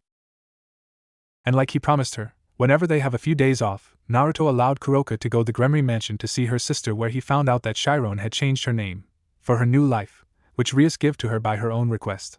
Chiron's new name is Kaneko. Although she goes by Kaneko, she only allowed Kuroka to call her Chiron. The two were having a training session in an isolated/secluded area in the northern Arctic region in Norway. The reason why they were training here is because of two reasons. One is because Naruto knew that it would help increase both their endurance and stamina. The second is the reason on why they came to Finnmark. Currently, it was night, where the northern lights could be seen above them, dancing into among the sky. It was both a welcoming and a treat after they've accomplished Naruto's assignment that he was given. Recently, near the city of Finnmark, there have been several strange phenomena that is starting to catch the eye on some factions. The Devil faction is one of them, where the investigation revealed that some people have been disappearing along with the recent sighting of a monster. Not wanting to take chances of it being a stray devil, especially since the city was so far up north that many of the other factions would not get involved unless it was serious, the higher-ups of the Devil faction ordered one of the young devil heirs to investigate and take care of the situation if needed. It was here that Naruto received his first orders, since he wasn't just a high-class devil but also a rookie king.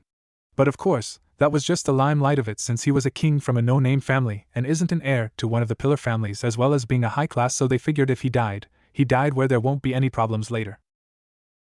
When Naruto received the order, Naruto figured that it might be the case, where he also consulted with Tannen. The legendary dragon also agreed with the theory, but still explained to him that this was a perfect chance to earn some experience, which he agreed. It was then that he went and took his only peerage member, Kuroka, at the time to Finnmark, Norway. Reaching the city, Naruto and Kuroka, in her cat form, investigated throughout the town, where they discovered the area where the incidents have been happening. It was even harder since it was dark half of the year for the city, since night can last several months and such. Making it to the spot, Naruto and Kuroka, back in her human form, looked around, where they soon found the monster stalking them. It was a hideous monster where they can sense the demonic aura coming from it. They now knew it was a stray devil, where the two quickly challenged and destroyed it before it can continue its ravaging among the humans. During the fight, Naruto and Kuroka used delay tactics in order to get information from it, where they learned it was from a recent peerage member that it escaped from before it could kill its king. Being forced to flee, it provided a proper cover in order to escape death. Sending the report back to the underworld, Naruto decided to stay for a day or two, since it was a rare chance to view the northern lights. After having some rest, the two started their day off with a quick spar in this environment. Especially near the coast was a feeling that the two won't forget. Soon, they ended their spar and headed back to their campsite that was outside the village. Their campsite is a 5 by 6 by 10 feet size tent that belong in a forest area in a warmer climate, not for the Arctic region. But that was just the outside. Inside the tent, it was the size of a small 2-story 8-bedroom house. On the first floor, there was a large kitchen with complete pantry, a large dining table, a study room filled with books, 2 restrooms, game room, and a large circular living room with couches that is connected to the kitchen. The circular living room is set up to not only act as a place to rest but also to hold meetings, seeing how the couches are facing each other. In the center of the living room is a stone pit fireplace, ready to go. Turning towards the living room, Naruto looked at the firewood that was already set on the fire pit, where he ignited it with a bit of his demonic power. Once lit, he felt a lot better, while the black cat that was on his neck leapt out where it stretched before sitting on the ledge of the stone pit fireplace. Taking off his jacket and such, leaving himself with only his long-sleeved shirt and pants, Naruto turned to Kuroka. "I'm glad that I decided to put in this fire pit here. It makes warming ourselves up pretty good, wouldn't you agree?" he said before he notices on what Kuroka has done. "Oh yeah, I feel a lot better now, Naya," she said pleasantly as she felt the warmth of the fire, while turning to see that Naruto had shifted his face to the side. "Oh my, your face is pretty red right now. Are you yet still not used to seeing me like this, Naya? She teased with him. It's not that. I just wish you didn't show so much skin at me, Kuroka. You know, in all retrospect, I am a growing teenage male who is going through puberty, you know. Naruto responded with a blush as he felt embarrassed at seeing Kuroka's sexy body, which he is noticing more every day. Kuroka only giggled at seeing her king's reaction to her body once she stripped herself from her snow clothes. Kuroka has grown up a bit from 2 years ago, where she was now 16 years old. Her hair was a bit longer while her body became kawaii, where her breasts were still growing. So Naruto-chan, how long are we going to stay here? As much as like the cold, I'd rather be somewhere more enjoyable, Naya. Kuroka sarcastically said. Don't worry, Kuroka. We'll be leaving tomorrow morning. It is also where we start our journey to find the rest of my peerage and our friends. Are you ready for it? Naruto asked. Yup, let's start with our adventure. Kuroka responded, where the two looked forward on what the future had for them. China. Traveling from the north to east by southeast, Naruto and Kuroka had made it to Sichuan, China. Arriving at the area a few days ago, the two first toured around the populated after making sure that they had permission from the head supernatural faction that runs this part of the country. Soon, the two went to a less populated area where they can train a bit in privacy before continuing towards to their true destination, Kyoto, Japan. The reason why they wanted to head to Kyoto were for 2 reasons. 1. Naruto wanted Kuroka to learn more of her heritage by visiting the yokai faction, where she can also improve herself when she starts training in senjutsu. The second is because Naruto has a personal interest in seeing the legendary city, since he always wanted to go and tour around it, given how it kept its traditional roots while being how the world continued to grow more modern. Right now, the two were sitting in a restaurant as they enjoyed a nice breakfast of soybean milk and deep-fried dough sticks, pancakes with eggs, and morning tea. As the two ate in peace, they could remember how last night, they both fought against an urban street gang that wanted some money and take Kuroka out for some fun. However, the two quickly got rid of them by beating the living daylights while handing them to the local police for attempted robbery and kidnapping. This is so good. I'm glad you decided on having breakfast in a restaurant instead of our tent, Naya. I was hoping for something different, since you don't cook many other things, Naruto. Kuroka happily said in delight as she ate some fried dough. Hey, considering that I can only cook a few dishes, even I would want to eat out occasionally. Besides, I'm the only one who can cook. If you have a problem with the food, you can always make lunch or dinner for the two of us, Naruto said as he took a sip of tea from his cup. No thanks, Naya. As much as I would want something else to eat, I don't want to cook, the Nico replied. Then don't complain about my cooking, Naruto said.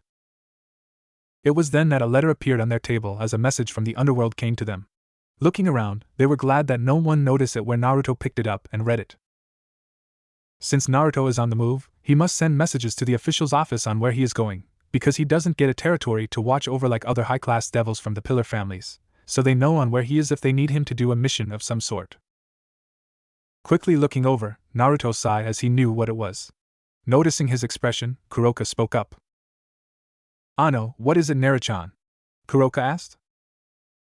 We're being called upon on getting rid of some stray devils that appeared on the border edges of Tibet's mountain area and the Gobi Desert, he replied. Tibet and Gobi Desert. That's going to be fun, Naya, Kuroka remarked sarcastically, since she wasn't looking forward in traveling through another cold region again or a desert area as well. I know, but duty calls. But along with it, we are getting some help along with it, Naruto said. Help? What kind, Naya? Kuroka wondered. It appears that another high-class devil is going to come along with us, who would oversee the mission with one of their parents' pieces as a guardian. I'm guessing this would be a good experience for the person on the battlefield, Naruto theorized, which fitted nicely. I guess we're going to be acting like their pieces instead of handling it our way, huh? Kuroka guessed, which Naruto agreed. Let's finish up then head towards the Tibet, since we need to meet the person by noon today on what the letter had written down, Naruto said, which she agreed. Once they finished eating, the two left to a secure area before they magically teleported to Tibet for their next stray devil extermination mission. Tibet. The crisp cool air, the bright warm sun, along with the high altitude made traveling outside of the city of Lhasa very interesting. Traveling near 3,500 meters above sea level gave Naruto and Kuroka a sense of admiration on how people live in such an environment, although they can't step foot in the city. The reason is because the city of Lhasa is very religious in Buddhism, where it could be cause some problems until they met up with their leader in this joint mission. As they waited, Naruto thought about on what to do when the time came when he would have to reveal himself to the underworld about his status of being a legendary figure. He turned his head as he heard Kuroka muttering on how she should take some sweets from China to Chiron when she went to visit her again. He smiled at the lack of worry she had, although that ceased when the two sense of devil teleportation symbol appearing near them. Kuroka wondered on who it was while Naruto looked surprised to see it since he knew the symbol of the magic aura. Two people appeared whom Naruto recognized very well. The first was a tall man, wearing casual suit. He is a handsome man with grayish hair and light blue eyes. Next to him was someone he hasn't seen in almost 3 years. The person was a young 13-year-old girl with light green/yellow hair that stretched down to her back with pink eyes. Along with noble attire of robes, she had on a pair of glasses that enhanced her sharp gaze. Although her robes exposed very little skin, it did reveal her curving body as her bust began to grow as well as her waist thinning out. Kuroka was about to ask for their name but stopped when Naruto greeted them first. "Hey, it's been a while, Zaston. And to you, to Lady Sigvera." Greeting the two. "Yes, it has been, Naruto. How have you been doing?" Zaston greeted back. "I've been doing well. I can also see that Sigvaria has grown a bit since the last time we met," Naruto declared before turning his attention to the young Agar's heiress. "How's it been, Sigvaria? I hope you're doing well with yourself since we last met." He pondered. "I'm doing well. My father and mother have been teaching me on being a proper head to the Agar's family. And after you left, I obtained 2 pieces into my peerage, one of which was a recently obtained. My first piece is my queen while I obtained my knight." Sigvaria responded with a cold face. "I see, a queen and knight. Why aren't they here?" the blonde wondered. Sigvaria explained that her father wanted her to learn on handling others that were under their servants, while earning some life experience. Nodding in understanding, the blonde flipped the conversation around. "Well, I have also started on retrieving my peerage," Naruto declared as he directed both Sigvaria and Zaston to his bishop. Sigvaria-san, Zaston, I would like you two to meet Kuroka, my bishop and so far, my only member in my peerage," Naruto introduced. Zaston greeted the young Nekisha while Sigvaria simply kept to herself. Greeting each other, Kuroka was curious about something which she asked Naruto about it. Naruto explained that his parents were part of Lord and Lady Agar's peerage members. His father was with Lord Agar's peerage, like Zaston, while his mother was a part of Lady Agar's. It wasn't until they become high-class devils that they were able to start doing things their own way yet kept working with the Agar's family and gathering intelligence, and such for them. It was also after they died that the Agar's family took him, in which he served by being Sigvaria's bodyguard and servant until he left to go on his own journey. Naruto finished explaining his connection with the Agar's family. Zaston suggested on beginning to take care against the stray devil mission. Agreeing with him, Sigvaria led the group to the main Buddhist temple in the city to meet with a representative with the supernatural faction that led this city. Night. Naruto and Kuroka followed Sigvaria and Zaston down from Lessa as they went towards one of the spots that one of the stray devil groups were founded. With them, 2 guides that led them to the location who also has knowledge about the area they were in. One of them is a Buddhist priest that has a regular body frame that is kept maintained through disciplined training. However, from the devils, this person has a strong spiritual presence that can take out a low-class to mid-class demonic aura with ease. The second was a young girl with short, light brown hair. She wore a similar clothing as the Buddhist priestess. She stood a good 4 feet 7 inches foot, and, although hidden from the clothing, showed that she started to gain her curves. Earlier, the devil group met with the officials to get the information about the stray devils. Receiving the information, they were fortunate to learn that stray devils has yet taken an innocent soul because of the holy items around the city. However, it won't last long since sooner or later, people will enter or leave the city which would get them killed. Understanding the situation, Sigvaria told them that they would begin early evening and take care of the situation before morning the next day. Being pleased about it, the official offered them 2 guides to show them the location where the strays were sighted and help in giving them someone who knows the terrain. Being patient through the day, the devil group of 4 were finally able to start on their mission since it was the perfect time to hunt, or be hunted. Making it to the last spot, the whole group began to investigate where Sigvaria had ordered Naruto and Kuroka to search for clues while Zaston paid close attention on how the young Agar's heiress handles the situation. Naruto looked around where he notices a few trails heading away from the main path while Kuroka used her natural senses to search for what has been coming and going.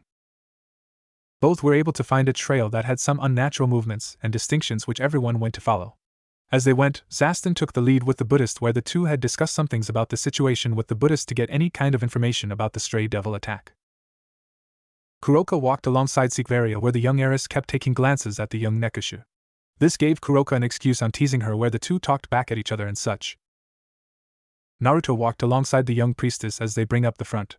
Following the trail, Naruto kept a good eye at the rear since he doesn't know on what kind of monstrous creature the devil has become. While keeping an eye out, he also tried to start a conversation with the young priestess, which she only responded with single or few words in response.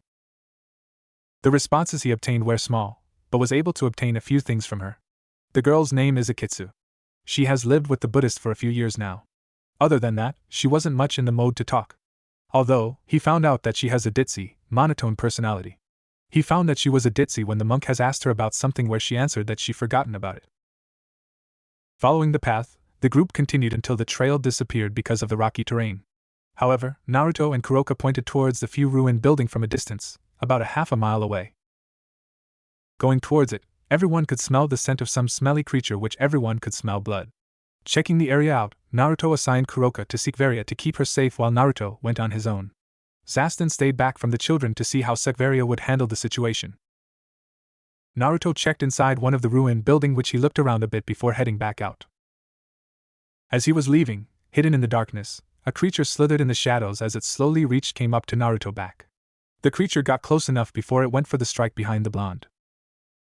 Just as the creature was about to take out the blonde child, Naruto simply backflipped in the air before sending a thunder strike at the back of the monster, causing it to shout in pain. Landing on the ground, the blonde king turned to see a horrific-looking monster where their mouth was 3 times larger than a normal person with that tangled row of fangs, and 4 arms on its side. Keeping his cool, Naruto looked at the monster with not a care. "So, you're Zarek, aren't you?" he asked. "Why yes, I'm surprised that such an infant knows my name." The demonic freak looks.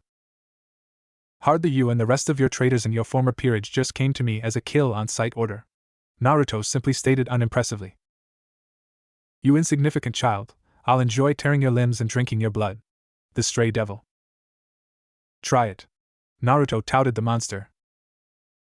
The multi-armed devil ran towards him before firing a 6 magical blast at the blonde teen. As the attack came, Naruto simply maneuvered around, letting the beam attacks pass him. Maneuvering around the attack, Naruto moved forward towards the monster devil where he came up to him as well. Getting to each other's strike range, Zarek conjoined together where his hands became claws in order to pierce Naruto in the chest as he was closing in on the blonde teen.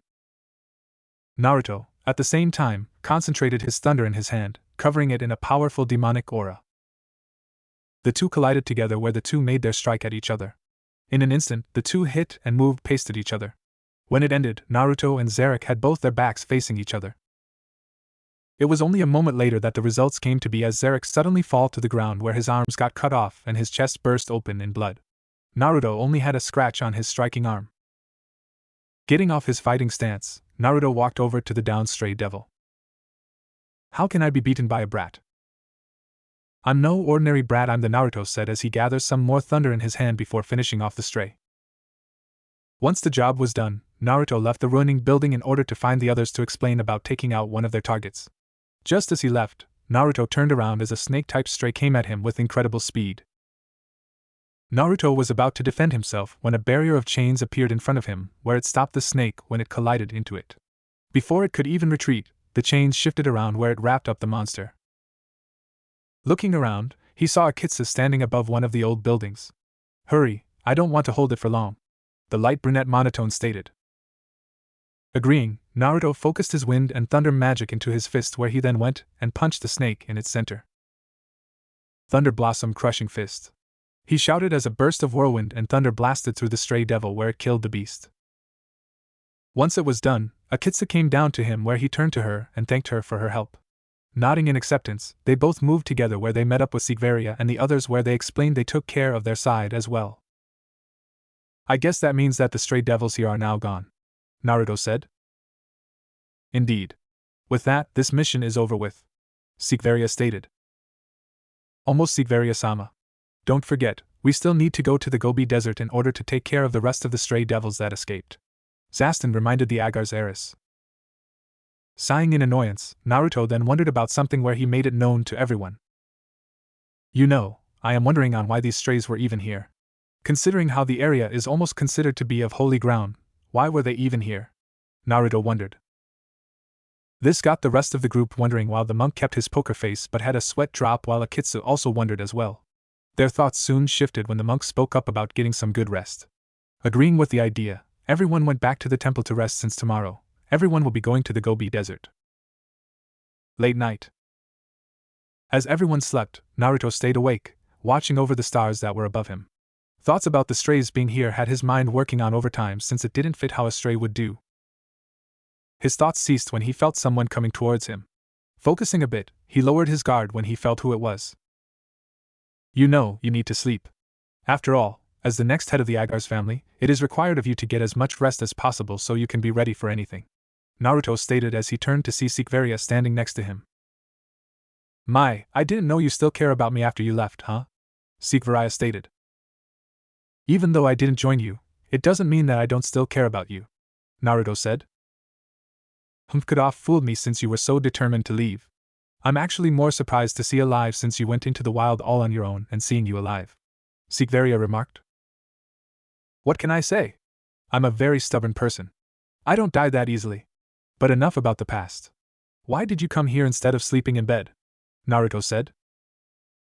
Sighing a bit, Sikvaria looked straight at Naruto with a determined face. I wonder if you agree with me on making me a trade. My unused bishop piece for Kuroka, she informed him. Why do you want her? Naruto asked. It's because when we were hunting that stray, her illusion ability really complemented my magical style. This would give me a chance to advance greater in the underworld, Sikvaria stated. Naruto looked at her with a plain look. That would be a no, he answered her. And why not? Under my leadership, she would make a great bishop by my side, Sikvaria remarked. True, but under me she would become one of the best bishops in the entire underworld. And besides, she is my first piece. There is no way that I would give her up for anything, Naruto said. If that's your answer, then it seems that I wasted my time in talking with you, she said.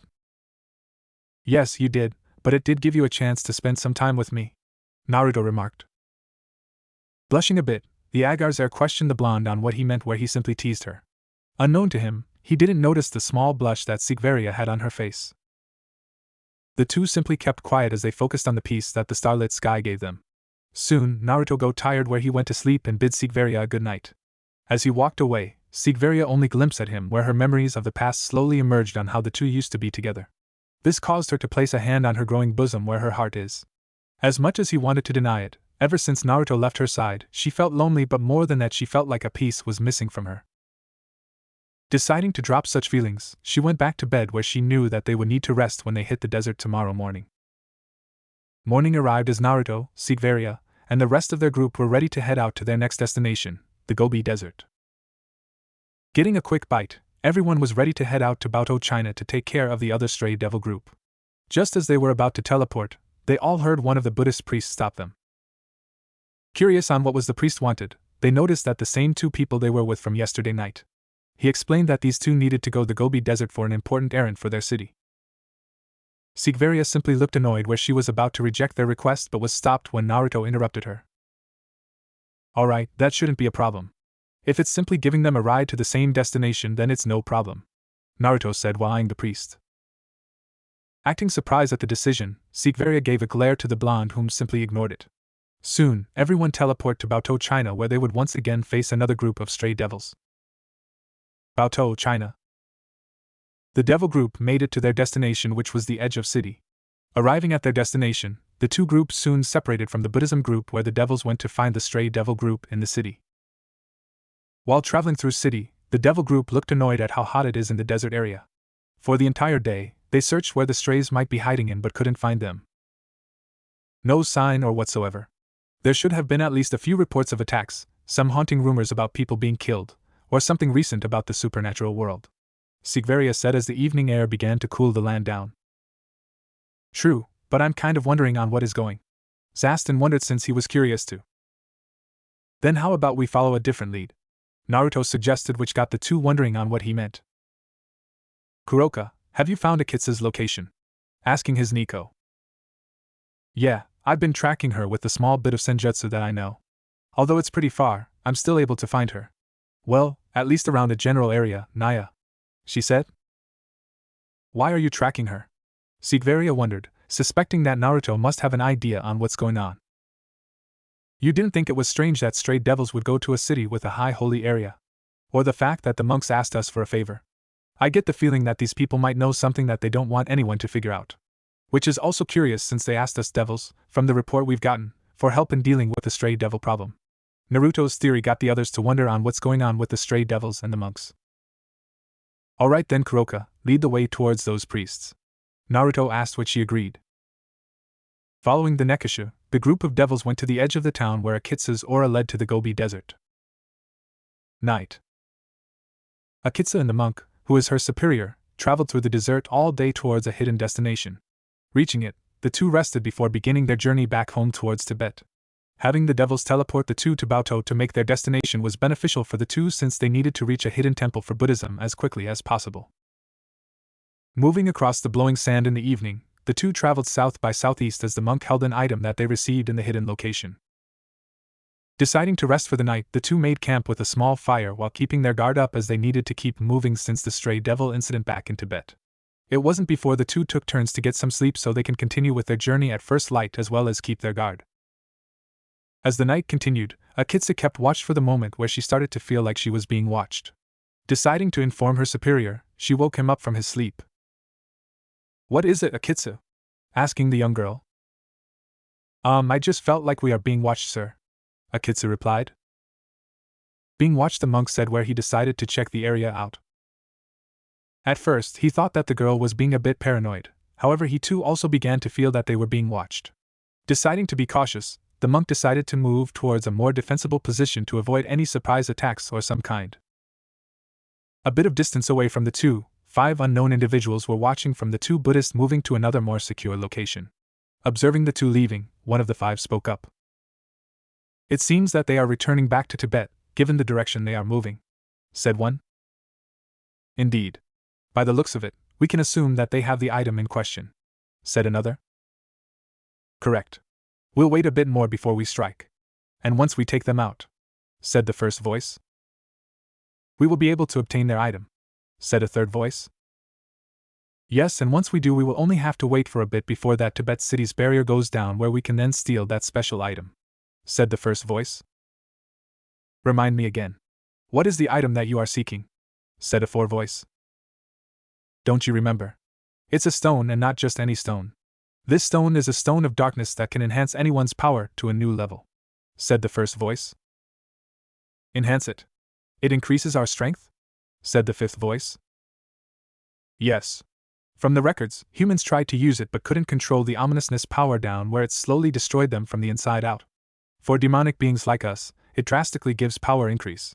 From the legends, it took the sacrifice of several high-ranking priests to subdue a single low-ranking demonic being because of the stone," said the first voice. "Once we obtain it, we'll be able to obtain power that would increase our status throughout the world, especially if the descendants of the former Mao rewards us for our efforts," concluded the first voice. The rest of the group were in glee as they can't wait to obtain what they desire. The leader of the group then announced that they would strike at them before they would attack when the time was right. 5 days later. Finally returning home, Akitsu and the senior Buddhist were relieved on the fact that they were able to make it back home. Hiking up the mountain range, the two priests were close to reaching their home when all of a sudden, the two were caught by a surprise attack. Being surprised by the suddenly attack, they were knocked out of their senses. Being the first to stand, Akitsu managed to dodge another strike where she was thrown a bit further away. The senior Buddhist managed to get back up to be able to create a barrier to block another incoming attack. Akitsu used her chains to hurl herself to stand next to her senior where the two looked around their surroundings. It was then that they saw 5 individuals standing on the high ground, wearing cloaks with hoods covering their faces. "Do you two know how long we had to follow you in order to surprise you like this?" said one voice before all 5 revealed themselves, the person being in the back. The person in the back was a massive round body build with relatively thin limbs. He has a big mouth with several missing teeth. He also has a pronounced crooked nose and a very large and hairy chest and torso. Long, thick, woolly black hair that falls down the back of his neck. He wore clothing of a bandit and stood almost half taller than the senior priest. "Allow me to introduce myself. My name is Marshall Teach, and we'll be taking the crystal ball of longevity right now," Marshall greeted while eyeing the object that was with the elder Buddhist. "What for? You know that this ball can do nothing for you considering it is a holy item. You can never touch it," the elder priest stated. That is true. However, we aren't going to be using it, we're breaking it considering you need it to keep the barrier around the city up. After all, with that barrier gone, we'd be able to enter and take the Meteor of Darkness. Causing the elderly Buddhist to eye wide in surprise. Meteor of Darkness? There is no such thing.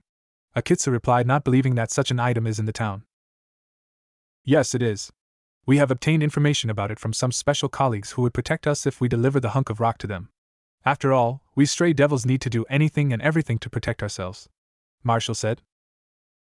How about we end the talk and get to take them out?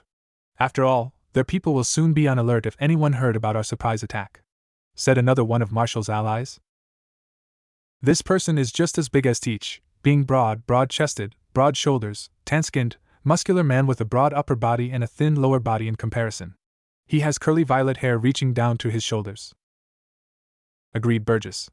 Enough talk, take them out now, Marshall ordered. In that moment, all five fired several blasts of demonic aura directly at the two. However, instead of hitting the two Buddhists, the attacks were suddenly ceased when several blasts of lightning and other demonic powers struck the stray group's attack. Confused by what happened to sudden destruction of the demonic attack, everyone wondered on what's happening. You five have definitely went through a lot of trouble, but unfortunately, this is where it ends, Naya, said a feminine voice. Glancing towards the side, everyone spotted an adolescent Nikomata with a playful look on her face. Kuroka-san, Akitsu announced to Nekashu. Hey Akitsu, Priest-san, you should be glad that my king had his suspicion about both the stray devil group and you too, since he figured that you priests might be hiding something, Kuroka said before turning her attention behind her. But they're just glad that I was able to hide everyone's presence, huh? It was then that a magical circle formed behind her where Naruto, Sikvaria, and Zaston appeared. Indeed, it seems that Naruto-san has picked a very valuable piece for his team, Sikvaria-sama, Zaston commented, which the young Agar's heir frustrated agreed. Enough about my choices in picking my teammates. How about we finish the job and take care of these strays and call it a day? Naruto said, walking up to Kuroka, which they all agreed. By the way, you were right. From what I was hearing, the monks here are guarding a valuable secret that they didn't want anyone, especially those from the devil faction, to know about, Kuroka explained. I see then. Well, it would appear that we may have to bring in some officials once this is over. Sikvaria thought, over which Zaston agreed. Marshall and his team looked annoyed at how they didn't notice that they were being followed or for others on finding out their plan. Before anything else could be said, they heard the senior monk order Akitsu to escape with him since they needed to head back to the security of the temple. Seeing how the two were leaving, Naruto looked at them deadpanned at the monk's strategy. Fool, doesn't he get that they can't simply run away, since I'm willing to bet that these five already know the secret entrance that any being of darkness need to take to walk inside the city without being purified and such, Naruto stated. You got that right, kid. I should be thanking you for, since we kept an eye on you when you first arrived. It gave us a chance to see where they would lead you into the temple while using those two saps to act as our divergence, Marshall stated. Getting back on track, Devil Faction group focus on the stray devil group as they prepare to fight. Naruto eyed Marshall while Kuroka and Sikvaria looked at both the only female in the group and bespectacled wearing skinny man. Zaston prepared himself as he was ready to take on the Burgess and a guy with a cigar in his mouth. Alright guys, you four take care of them while I go and take the Meteor of Darkness, Marshall ordered, which the four agreed. Marshall quickly left the battle zone, which Sikvaria tried to prevent but was suddenly pulled away by Kuroka to avoid getting hit by a blast of demonic energy. Don't even bother. You got to go through us before you get to him, said the cigar mouth. Focus on what's happening right now. Let's get rid of these four before we go for the tub of lard, Naya, Kuroka suggested, which Sikvaria agreed. Alright guys, I'll take on Cigar Face over there, Naruto volunteered. Then I'll face Burgess on my own, Zaston stated as he looked at the muscular freak. That leaves us with the woman and the skinny man, huh? Kuroka pointed out, which Sikvaria agreed. Right, but you two should be careful. If I remember correctly, they were promoted to mid-level class devils before going rogue, so they might be more powerful than your average group. Indeed, especially since we don't know if they have any other special abilities, Zaston added. Agreeing, Naruto and Zaston attacked together where they separated the group of four so they can fight on their own terms. Following the two that split, Kuroka and Sikvaria looked on as the woman and the bespectacled man looked ready to kill. With Naruto separating with the others, Naruto stared at his opponent as he prepared to fight him, although he was going to be cautious since he doesn't know his abilities. Naruto's opponent is a tall person, almost the same height as Marshall while having a prominent chin. He wore an old officer's uniform with black officer's hat with red stripe that has white ear flaps on the sides, and maroon gloves. As the two eyed each other, the tall stray spoke to him.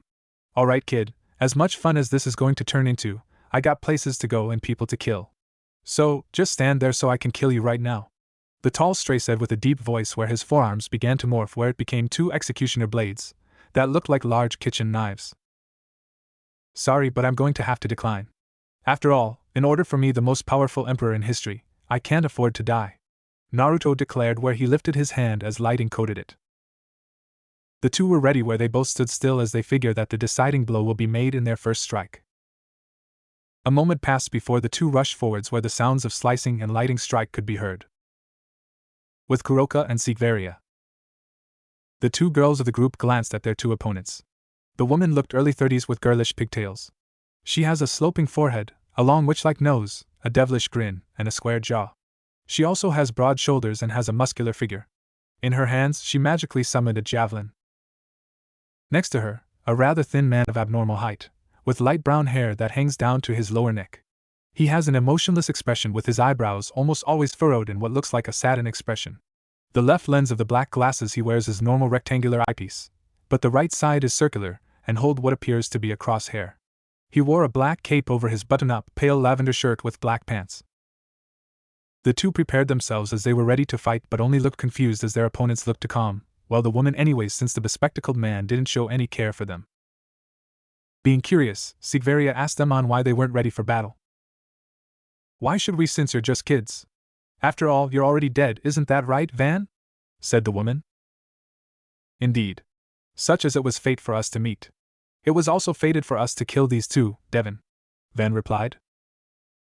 Before they could say anything, the two were suddenly struck by a quick and small bullet-sized attack of demonic energy. The two strays looked pleased for a moment as they witnessed the two girls falling before they became confused at what happened.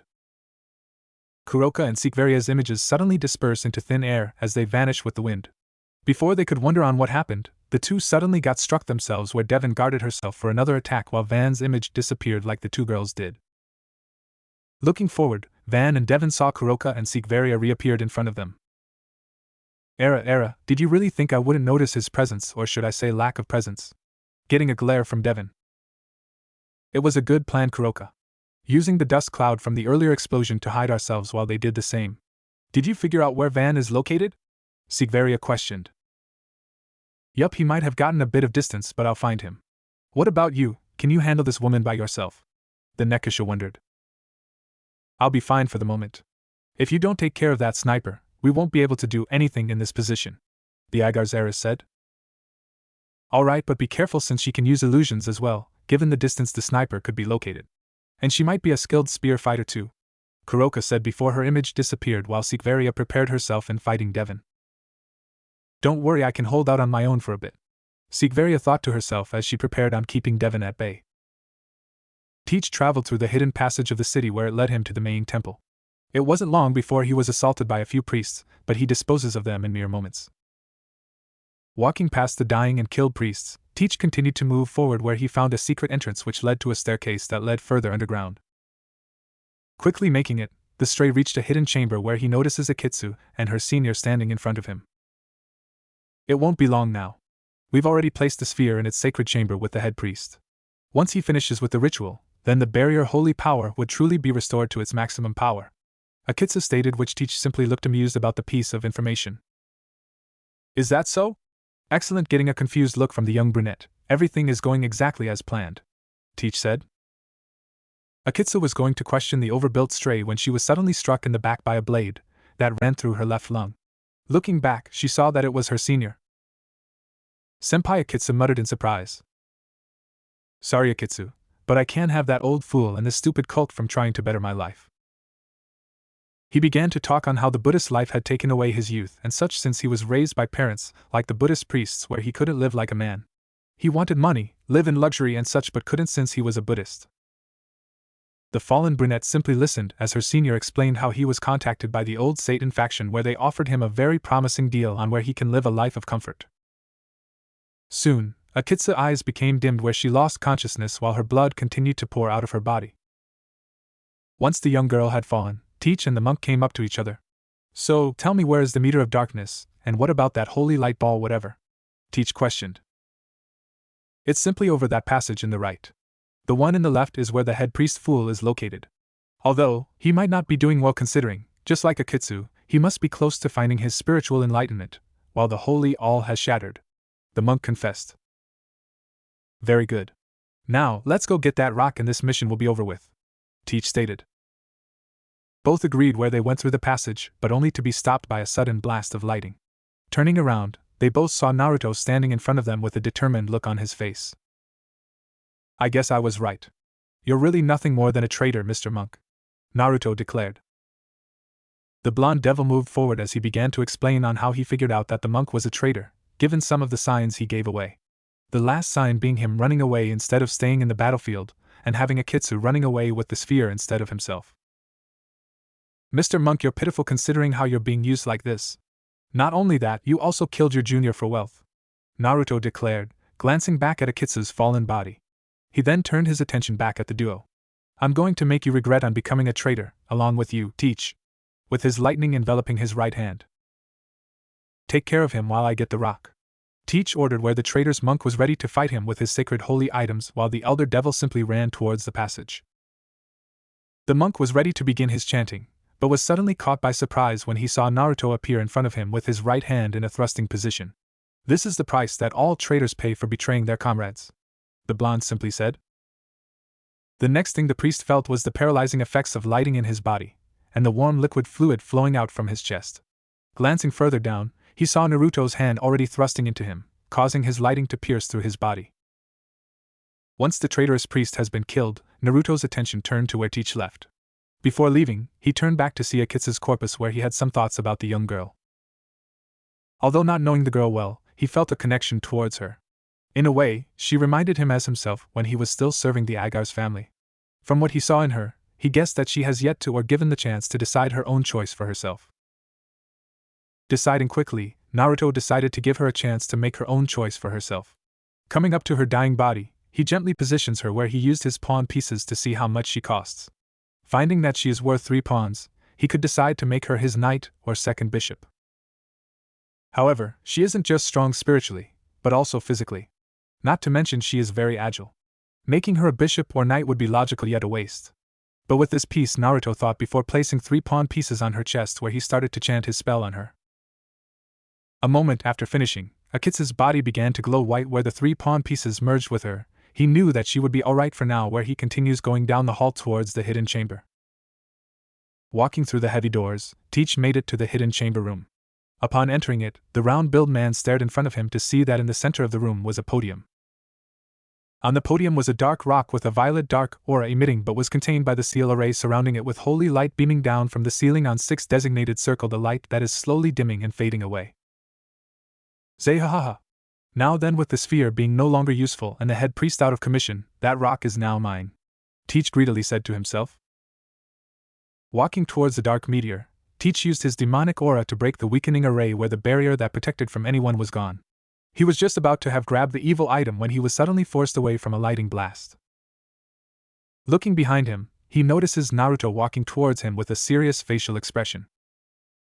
"Now then, Teach, like I said before, you're going to pay for your crimes of treason," Naruto stated as prepared to fight against the leader.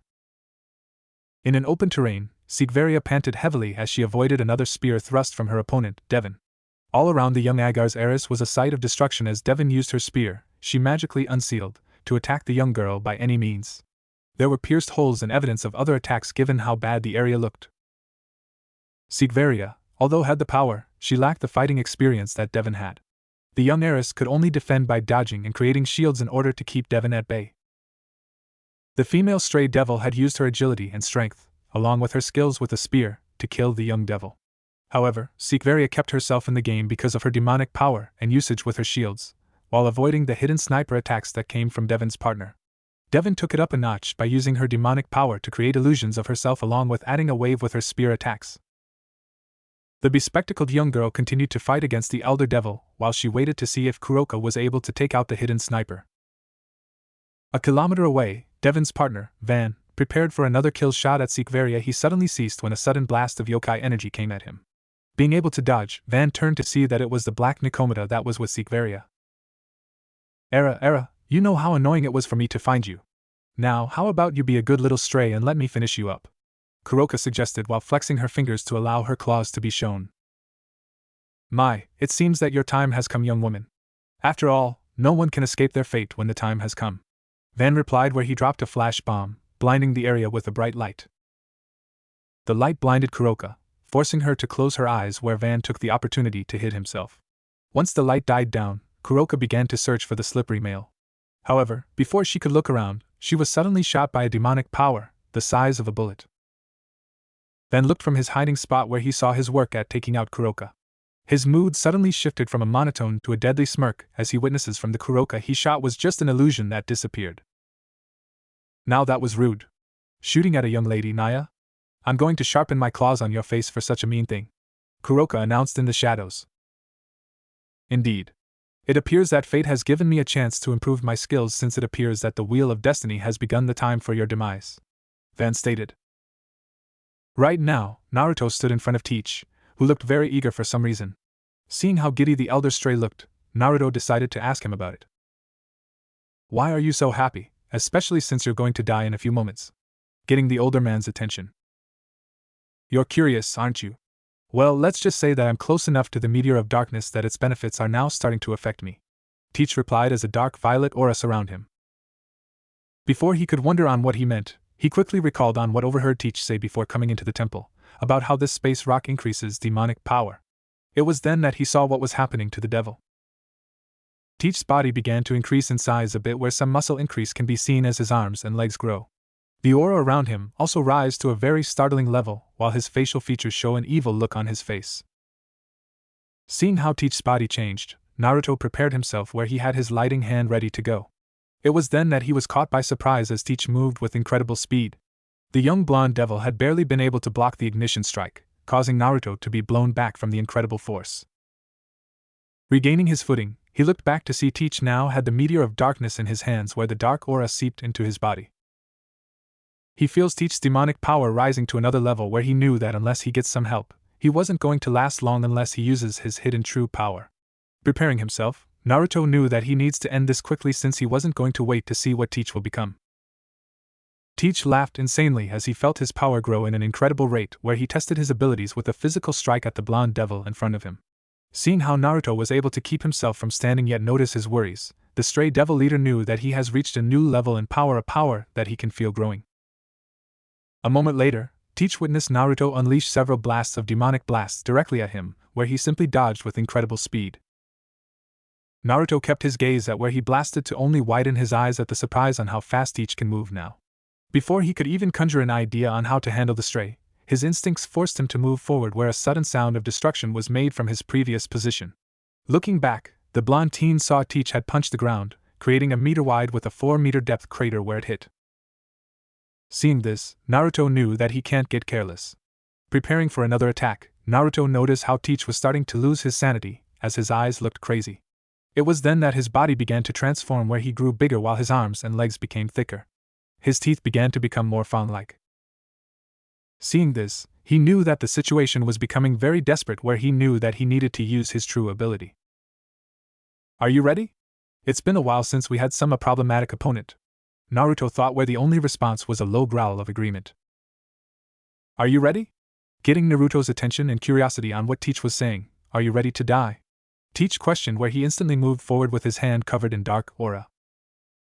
Naruto narrowed his eyes as his hands began to glow white, but for another reason. It was then that Naruto unleashed his wings as he sped right towards him. Sikveria fired several blasts simultaneously around the area, causing Devon to brace herself from the explosive shockwaves that came from the young heiress attack. Although enduring the sound blasts, the elder woman didn't take her eyes off the young girl where she saw the young maidens attacking in the center that she was in. Devon leapt out of the way before the attack could hit her while Sikveria looked frustrated since her attacks were hitting their mark. Just before she could make another attempt, Devon went for another attack which Sikveria created another barrier around herself to protect herself from the multiple spear slice and thrusts. While Sikveria maintained her barrier, Devon was preparing to unleash another attack. The female stray was stopped by several blasts coming from behind her. Barely dodging the surprise attack, Devon looked confused, but her confusion was soon answered by the several images of Kuroka surrounding her. It was then that she was blasted by several yokai energy blasts in every direction that caused Devon to brace herself from the attack. In the end, she could barely stand as the barrage from the encirclement kept her escaping. What is happening here? Panted the elder devil. Era, and here I thought you'd be more of an opponent since you can use illusions as well. Where the devil turned to see that all the Kurokas disappeared to reveal the real Nekishu's whereabout. Just as Kuroka revealed herself, she was suddenly pierced through her back, where she slowly looked behind to see Devon standing behind her, with a grin on her face.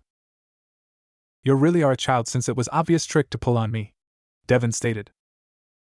However, before she could even enjoy her kill, the Kuroka in front of her suddenly grinned with mischief as she glowed a bit before disappearing into small particles of light.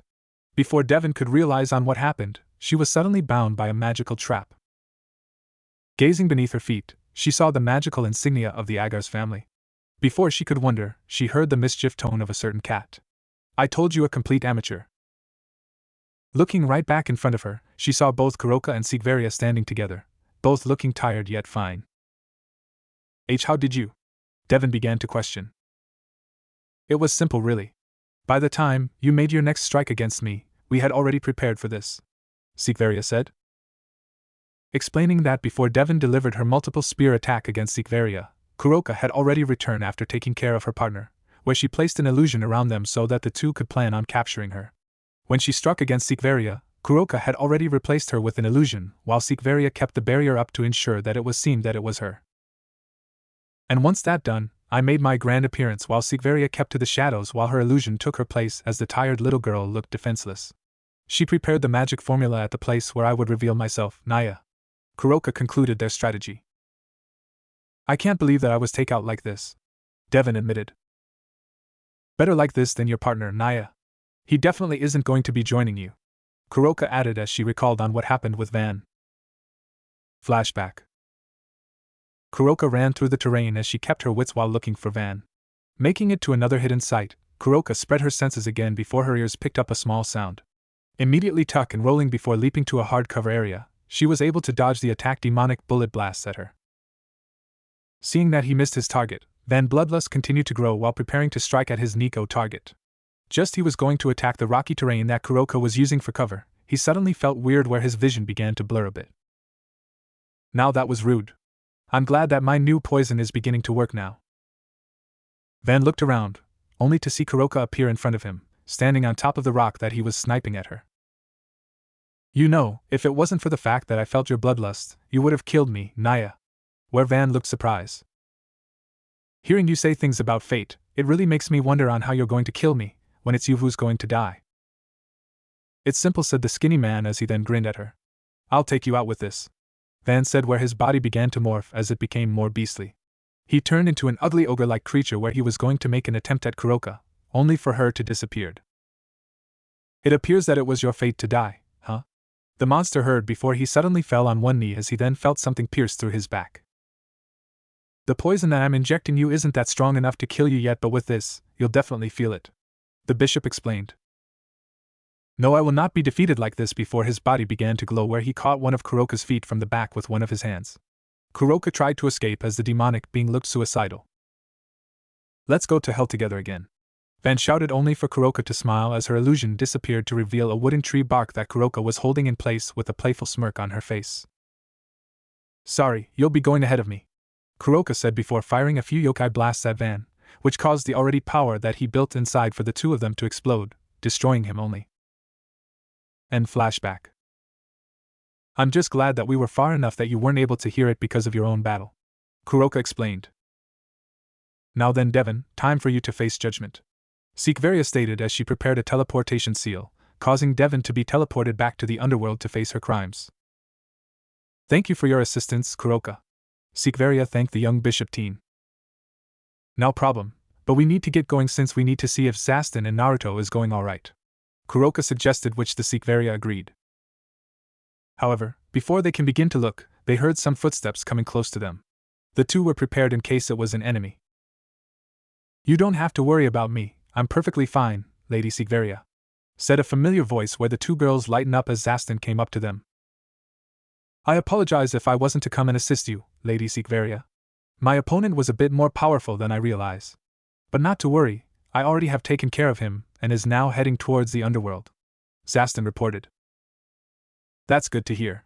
That only leave Teach Marshal. Sikveria pointed out. Then let's go, he might be inside the temple to get that meteor of darkness or whatever. Kuroka stated, which they all agreed upon. Running through the terrain, into the city and into the temple basement, the three came upon a secret entrance. Going through it, they soon found Akitsu lying on the ground, severely injured but still alive. However, this time, they can sense that she wasn't giving off any human presence but a devil's aura. I guess Naruto-kun had added a new member to our group. Kuroka thought, which they all agreed on. Soon, they then heard a loud sound of destruction coming from down in one of the corridors where they went to see it. In front of them, they all saw Naruto with glittering lights around him while pouring water on what appears to be a shatter rock. Looking around, they found Teach's dead body, but it was bigger and more monstrous. Once he finished pouring down the water, he stepped back and began to walk away. He then notices everyone in his group. Hey guys, are you done dealing with Teach's team? Naruto wondered. Naruto, what exactly happened here? Zastan questioned, but Naruto just walked past him. I'll tell you later, but right now, we need to check on Akitsu and the other people in this Buddhist temple, since if anything were to happen to them, any of the other factions might not see us in a better light. Naruto suggested. Zastan agreed, where he advised Sikveria to contact her father to send a proper report on what went on for the Satans so they can discuss with the proper higher-ups in this incident. It has been 2 days since the incident with Teach and his companions. During that time, Naruto, along with Sikveria, Kuroka, and Zastan, kept watch inside the temple where they waited for Buddhist alias to arrive. During that time, they gave a report to the officials of the underworld where they gave out a detailed explanation on what happened. For Naruto, his report held details that this was orchestrated by the old Satan faction that Teach said, although he wasn't sure if the stray devil was being honest or being conniving. He also explained on how the Buddhist had a traitor, which he killed. All of this was explained in detail, which the report held. As for the meteor of darkness that Teach was obsessed about, Naruto destroyed it into millions of pieces, along with dipping it in holy water that was around to prevent anyone demonic from touching it. While waiting for the report, Naruto had also used this time to take care of his newest member of his peerage, Akitsu. The first thing he did on that night, he took Akitsu to her room where he bathed her with his power to heal her. It was the next morning where Naruto and Akitsu woke up that the two really looked at each other, since he slept bare chest while Akitsu's private areas were covered thanks to Kuroka. Explaining things to Akitsu, Naruto had left her to be alone so she can take a grip of things, since she was betrayed by her senior and is now forced to live as a devil. As for the survivors in the Buddhist temple, the head Buddhist was alive but very weak, which many of the survivors were grateful about. Soon, the Buddhist alias arrived where the devil group left peacefully, including Akitsu, since they not only helped them in keeping both alive and safe but didn't ask for anything in return. Although Sikveria wanted to speak about this temple holding such a dark object, the motion was tossed away since Naruto had destroyed the power-up object. Traveling down the path, Naruto thought about the conversation that he had with the head Buddhist priest just a few hours ago. Flashback. Morning. As a new day begins, the devil group were feeling anxious since they were in a holy temple, which causing their devil instincts to fire up. However, with the Satans meeting with the supernatural that run this part of the world, they aren't too worried about being held as enemies for the moment. While standing, one of the Buddhists that are able to stand had come to Naruto where the head priest asked for him. Meeting with him, the head priest asked on what happened since he wanted to know himself. Hearing about betrayal, Akitsu's life on the line and transforming her into a reincarnated devil, the head priest could only sigh. You know, young man, normally I would be a bit furious with what you done to an innocent human soul like Akitsu. I bet you would, since she was under your watch, right? Yes. However, I believe this would be a good for her. Naruto listened that as the head monk recalled from his memory, Akitsu has lived in the temple, never really seeing the beauty of the world, but just stayed in the temple. Her parents died, and has no one to take care of her, which was the reason she lives in this holy temple, becoming a Buddhist. However, unlike us, who decided to become Buddhist, she wasn't given the choice. Yeah, I saw it myself as she barely had any emotion in her eyes. Naruto pointed out. That is why it is good. I know that devils are greedy creatures by nature, which I believe can help Akitsu to begin opening her heart. I know that she must have things she wants or wanted to do but isn't sure or doesn't know on how to figure it out. So, if you are taking her with you, please make sure that she is safe and happy. The head priest asked. No problem. You have my word that she will have a better life with me, Naruto said. I hope so, since I know that those who are encounter and travel alongside either the heavenly dragons don't tend to have pleasant lives, the old man said as he looked at a surprised Naruto. What are you? I may be old, but it doesn't mean I'm dead. I was able to see what was happening using a special mirror that was inside the room that you found me in. It showed on what happened in the corridor where the meteor of darkness was kept. He explained that when he unleashed his white dragon wings, Naruto was able to deliver a hard blow to Teach, while also receiving one from him. However, it was at that moment that Naruto used his power of Divide to drain a good amount of power from the stray while Naruto's grew. He then used his increased power to attack Teach again, while the overbuffed monster was going to go for a kill, but was caught by surprise when Naruto Chidori expanded in length, piercing Teach, where he then finished him off by delivering a few killing blows around the body while taking the meteor of darkness away from him. I even saw you using your dragon power to weaken the rock even more until you broke, and used the holy water that was nearby to purify the remains, once you shattered while burning off all the excess dark power, the old priest said while Naruto looked hesitant about something. Don't worry. I get the feeling that you want your status a secret for a while. Since you're helping my people, I will keep this a secret, the head priest said, which Naruto thanked. End flashback. Although I didn't find it pleasurable staying there, the mission was a success, Rias said, which Zaston agreed. And with that, it means that we can continue on with our own journey, Naruto said, which Kuroka nodded happily while Akitsu kept her monotone expression. Naruto, how about you and your 2 members come back to the underworld? I believe that Lord Agar's might find your current strength to be impressive. It would also help in getting your new piece to settle in as a devil, Zaston suggested. Naruto declined, saying that it was better to train on Earth since the 2 were more used to this kind of atmosphere. Plus, he needed to head to the yokai faction in Japan where Kuroka can improve her senjutsu skills while getting Akitsu settled in. Turning down the invitation, Sigvaria and Zaston went back home to the underworld once Naruto and Kuroka said their goodbyes. Once they were gone, Naruto turned to Akitsu. Akitsu, I know that things have suddenly changed for you. But I promise you that this change is going to be good for you. Because from here on out, we aren't just companions, we're friends of family, right, Kuroka? Naruto asked his bishop. The Nekisha nodded in agreement, while Akitsu didn't look that convincing since she was a bit worried and afraid about leaving home. Seeing that she was afraid, Naruto smiled at her. Well, since we're going to Japan, how about we visit Okinawa first, and show Akitsu some fun before we head to Kyoto? Naruto suggested, which Kuroka agreed since they want to get along with their new friend. The sun was high as the sounds of crashing waves only added to the serene view that was the beach. The sky was blue with only a few clouds in sight. The sounds of people either talking or enjoying the weather at this moment gave the area a pleasant atmosphere. Currently, lying underneath a parasol, Naruto was lying on a beach chair, enjoying the gentle breeze. He had on a pair of sunglasses and wore an orange swim trunks with black flame. Lying next to him, underneath the same parasol, was Kuroka, who was sleeping chest down on a towel. She wore a black bikini that revealed her growing body while concealing both her ears and tails. It got the attention of several teenage males that kept getting a glance at her, especially since she had removed her top to get a better tan for herself. Sitting in the middle of them was Akitsu, who laid her head on her knees while looking out in the ocean. She was wearing a light blue sundress and a straw hat. Underneath her clothing was a one-piece, white swimsuit.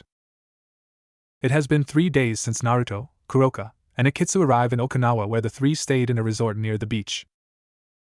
On the first day, the group spent the day shopping in Airport Street, where Kuroka took Akitsu out to get her started on a wardrobe and other personal necessities that she will need since she doesn't have anything other than the clothes she has when she used to be a Buddhist follower.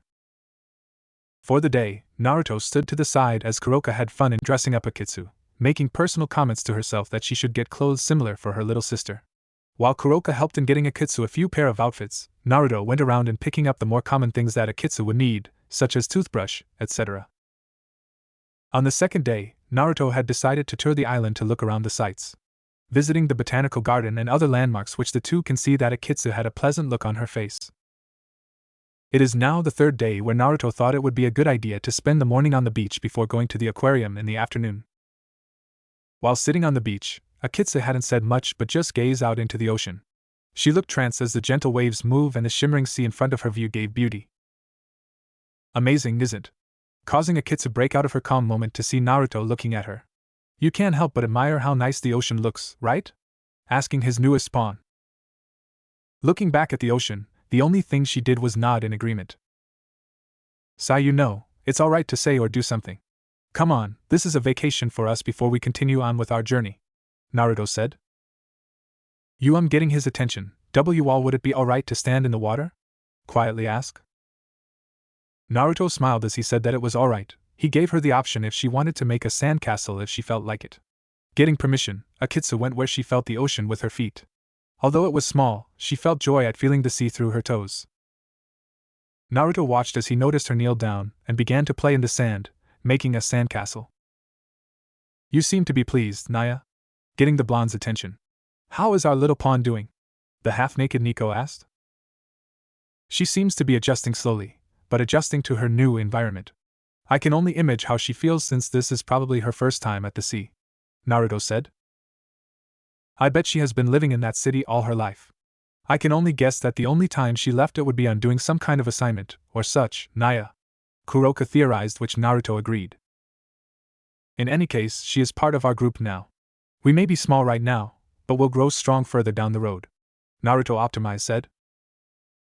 Kuroka smiled at hearing Naruto's conviction about getting strong. Naruto then told Kuroka that they'll be on the beach for another half hour before going to the aquarium. Deciding to enjoy the remainder of their time on the sand, she continued to enjoy the sun while Naruto left to help Akitsu make her sandcastle. Walking through the exhibitions, the group of 3 devils traveled through the hallways of the aquarium. They were still wearing their swimsuits, just underneath some clothes to be decent about it, and avoid getting attention. Naruto was pleased about visiting this place since Kuroka looked intrigued, or hungry given that she is a cat yukai. Although, his pleasant feelings came from seeing Akitsu gaze of wonder. Akitsu looked at each exhibit, seeing every aquatic life, in each tank where her eyes were a bit wider than usual. This pointed that she was amazed and fascinated about the undersea life. Alright girls, as much as I like to see fish in a tank, I think we should go to the main attraction of this visit, the dolphin area, Naruto stated, where Akitsu wondered on what her new king was saying. After walking for a bit, Naruto had led them to their destination, which was the dolphin exhibition tank where they were able to touch and feed the dolphins.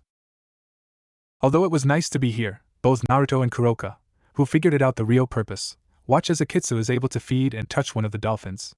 Although she wasn't facial showing it, her physical expressions were proof that this was an experience, given how she rubbed and petted the dolphin's head and body. Playing and seeing the dolphin show really made it a pleasant day, where the 3 enjoyed their last day of vacation. Fortunately, Naruto had also gotten plenty of photos for them to enjoy. 2 days later. Riding a train, the 3 teens have traveled from Okinawa to Osaka for a day before going to Kyoto by train. It had been a few weeks since Naruto sent the request to the Kyoto Yukai faction on visiting, as well as requesting a meeting with an official of the Cat Yukai. Although it took a while, because of the visiting restrictions, they needed time for visitors from other supernatural factions to have the proper papers to enter. Arriving at Kyoto's train station, Naruto had handed both Kuroka and Akitsu their visitors' passes so that if any Yukai sees them, they would have proof of permission on being here. Traveling down the more traditional part of the ancient city, Kuroka felt more in tune than either of the 3. Naruto and Akitsu were amazed on the building structure and landscapes. It wasn't long before reaching a certain tea house that gave a view of the business personal garden. Mentioning his name, they were led to a booth where the 3 met 2 people sitting on side of the booth. Sitting across from them, 3 gave a proper bow to them, which the 2 accepted and responded in kind. Once the greeting was made, one of them began to speak. Greetings, we are part of Nikomata Group. I'm here on behalf of Magari-sama, one of the leaders of the Yukai faction and ruler of all Nikomatas. For what purpose do you want to meet with us? Asked the official. Yes, for starters, I'd like to thank you for taking the time to meet with us. As for why I am asking is because my friend here, who is also a former Nekashu, want to use Senjutsu and Yujutsu. And although I believe she can master it on her own, getting a pleasant smile from the Nekashu, she might get better with a master by her side. Naruto explained. Hearing his request for his devil/Yukai member to be a disciple under one of their Sen/Jujutsu masters, the 2 discussed the matter a bit. While the 2 officials talked, Naruto and the others waited for their decision. It was a moment later that one of them spoke to them.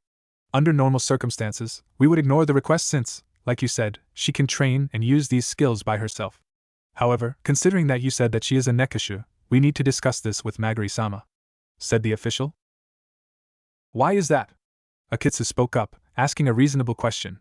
Naruto and Kuroka also wanted to know. To put it bluntly, it's because she is a Nekashu. And from what we now know, she is probably the last one of her species. Tell me, young one, Do you know of any other Nekasha that you know of? The two looked at Kuroka with curiosity. It's just me and my little sister. She is currently living in the underworld with another devil family that agreed to take her in as part of another peerage. The Nekasha answering the officials. Although Naruto could see that Kuroka looked upset, guessing that she now knows that only she and her sister were the only Nekasha, known so far, to be alive. I see. Well then, Maguri-sama will want to know of this since now, they are the only two known Nekasha left. Indeed. How about we end this discussion for now and meet again in a later time? I recall that your passes to Kyoto is only limited for a few days here. We will go ahead to the official's office to assure that you are allowed to stay a bit longer. Until then, please enjoy touring this ancient city of ours, said the official, which they agreed. Accepting the answer, because of Kuroka's depressing attitude, they all left the tea house while being informed that they would send someone to pick them to continue their talks.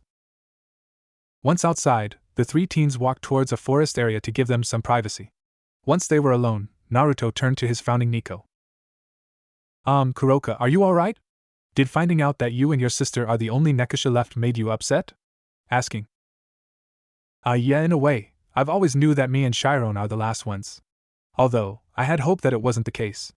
I kind of thought that there would be at least a few dozens of us left, mostly living here in Kyoto, or some other part Japan. But I guess that being optimistic, huh? The Nekasha admitted. Yeah, I'm sorry that you had to find out about it. I know that no matter what I say, you're going to feel like you alone.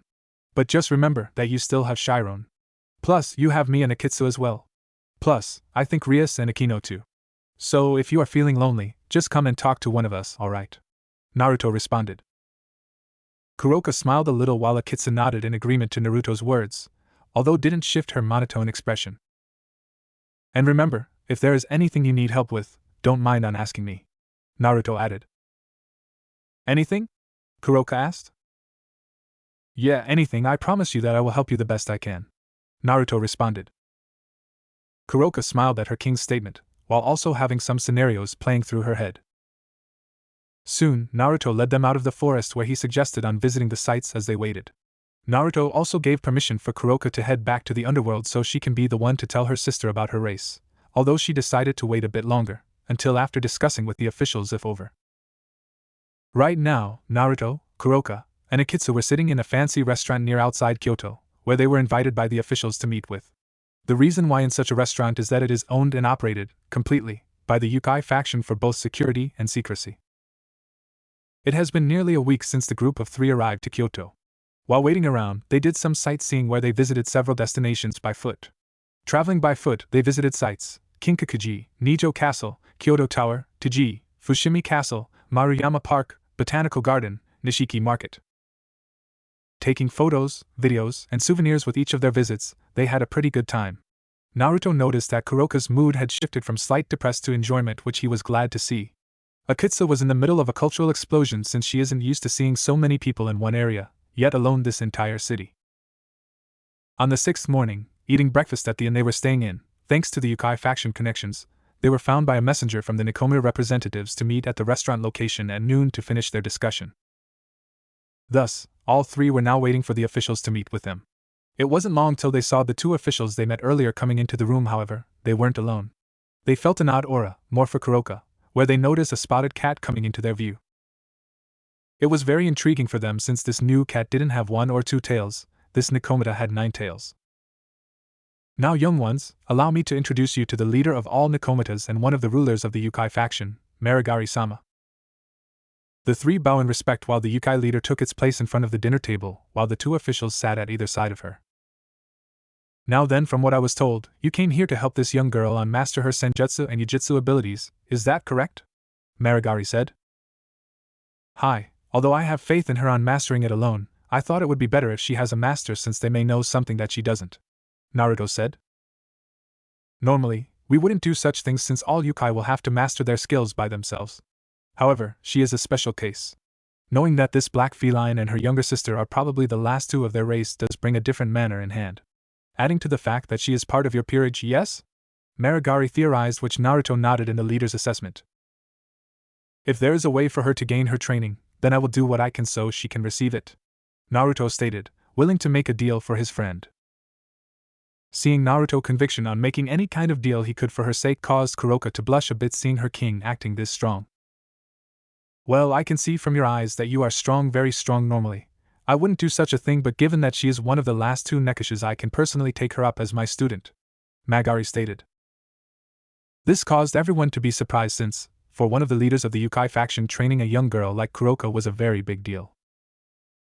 Of course, getting everyone's attention. With that, for the price of lessons, I'm going to need you to do some things for me. And don't worry, it won't be anything political or any such things like that. You're most likely going to take care of some of the more troubling situations. Are you alright with that? Asking the blonde-haired devil. I have no problem with that. But if we're making deals, how about also giving some training to my other friend, Akitsu, as well? Naruto added. Seeing the curiosity, Naruto explained that Akitsu was trained in Buddhism before becoming a reincarnated devil. This meant that she has training in the art of sealing and barrier techniques. He was hoping that training with the Yukai, who are knowledgeable in Fuinjutsu, to help improve her abilities to another level. Acknowledging his point, Magari thought for a moment before the leader's attention went back on Naruto. If I agree to the added request, it means that you'll have to do a bit more work for me in my faction, either something annoying or dangerous. Are you for it? Asking the young blonde king. That's fine, Naruto replied. Very well, the two will train under me. Are you two fine with that? Asking both Kuroka and Akitsu. The two nodded in agreement, as Kuroka knew that training under the leader will be rewarding for her, while Akitsu agreed since she looked intrigued on what she can learn from the Yukai leader and the kind of seals they can provide. Once it was agreed, Magari explained that she would call out to them on the times they can come and train, since things between the three factions are still in a cold war, causing a bit of uncivil rest for other factions. With the meeting over, Naruto and the others left Kyoto, smiling at how they succeeded in getting training from a Yukai leader for both Kuroka and Akitsu. Once it was done, Naruto turned to Kuroka. How are you two feeling? Are you two going to be alright training under someone that important and powerful? Naruto asked. I'm a bit nervous, but I'll be alright about it, Kuroka responded. I'm finding it very interesting since I have heard about Japan's sealing techniques before. I'm looking forward to it, Akitsu said, causing Naruto and Kuroka to look at her with a surprised look on their faces. It was the first time that Akitsu had responded with a long sentence. I'm glad you two are looking forward to it. And don't worry about me. Whatever job or mission they want me to do, I'll find a way to take care of it, so you guys focus on your training, okay? Assuring his two friends to not be worried. Soon, Naruto focused his attention on Kuroka, since he knew that Kuroka would head to the underworld to inform her young sister about their status on being the last two known Nekisha in the world. Sighing about it, Naruto turned to finding a place to stay for the night. Traveling by foot, one would consider a normal stroll. Naruto, on the other hand, would consider it to be a demanding thing, since he is currently traveling through one of the world's hottest deserts, which is also one of the most amazing tourist sites, the Outback Desert in Australia. Australia is one of the most unique landscapes in the world. The reason why Naruto was here is because of some personal training for himself. It has been a month since he left Kyoto, where his friends peerage, Kuroka and Akitsu, had traveled from Japan back to the Eastern Asia, traveling north. Soon, they were communicated by Magari that she has time to give Kuroka and Akitsu some training for a week, which he was alright with. Once they were gone, Naruto decided to take a training trip himself, where he decided to head down under and travel around the Australian outback. As he moved through the rocky terrain, he thought back on what has happened in the last month.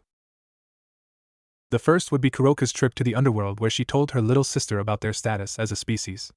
Upon her return, he can see that she looked somber, where he gave her the amount of space she wanted and only came to her when she wanted. It wasn't long before her mood became a lot brighter, where she returned to her teased self.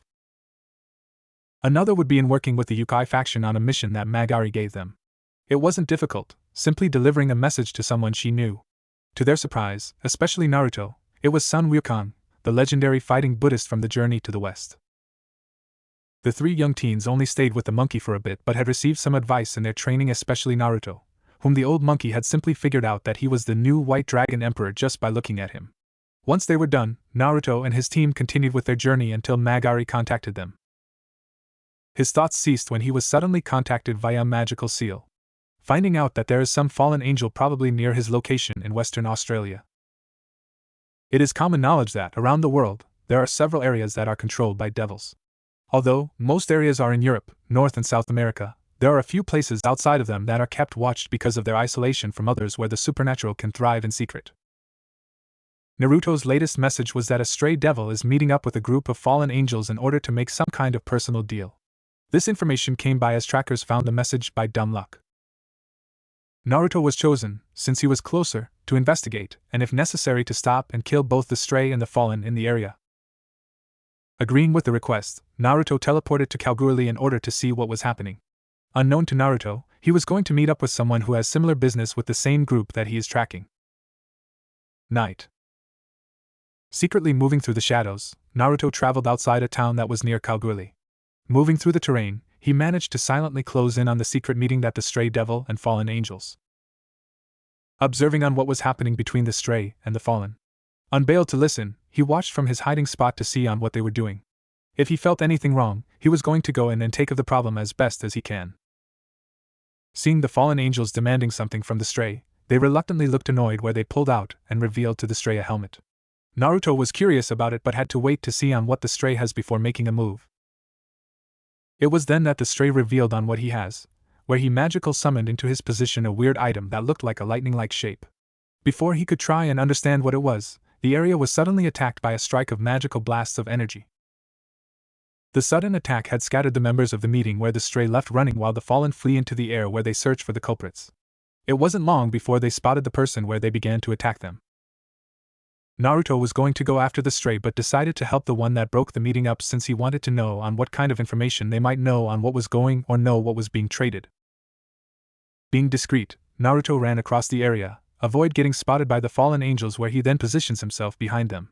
As he prepared himself, he witnesses that the one that fallen were attacked shot several shots into the air where they were but couldn't get a decent shot because of the bombardment they were receiving, plus the height disadvantage. Naruto fired several shots of lighting directly away from the fallen, making sure to get their attention away from their opponent for the moment. Seeing that it worked, Naruto soon leapt into the air, using his devil wings to get behind one of them where the sudden sound of static charge could be heard. Glancing behind them, they saw Naruto appear behind one of a group of 3 fallen angels. The one that Naruto was behind of could only look on as the next moment, his head was sliced cleaned off. Before any of them could respond, several more blasts of magic came at them, when Naruto used it to fly down towards the one that attacked the meeting. Spotting a figure on the ground, Naruto pulled out a small glimmering knife where he threw towards the fallen, whom followed him. Having a moment, Naruto concentrated a blast of lighting at the object where it moved around for a bit before giving off a blast of blinding light. This caused everyone to avert their eyes, giving Naruto a chance to sweep down and get the one that attacked the fallen.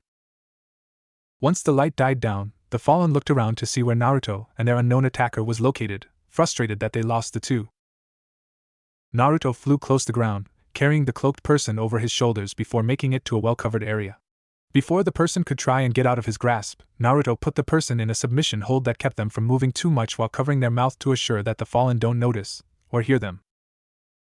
Several minutes passed before Naruto eased his lock on the person he held, who gave up on trying to escape his grapple. "Alright, you, before I let go of your body, do you agree on not making any unnecessary sounds?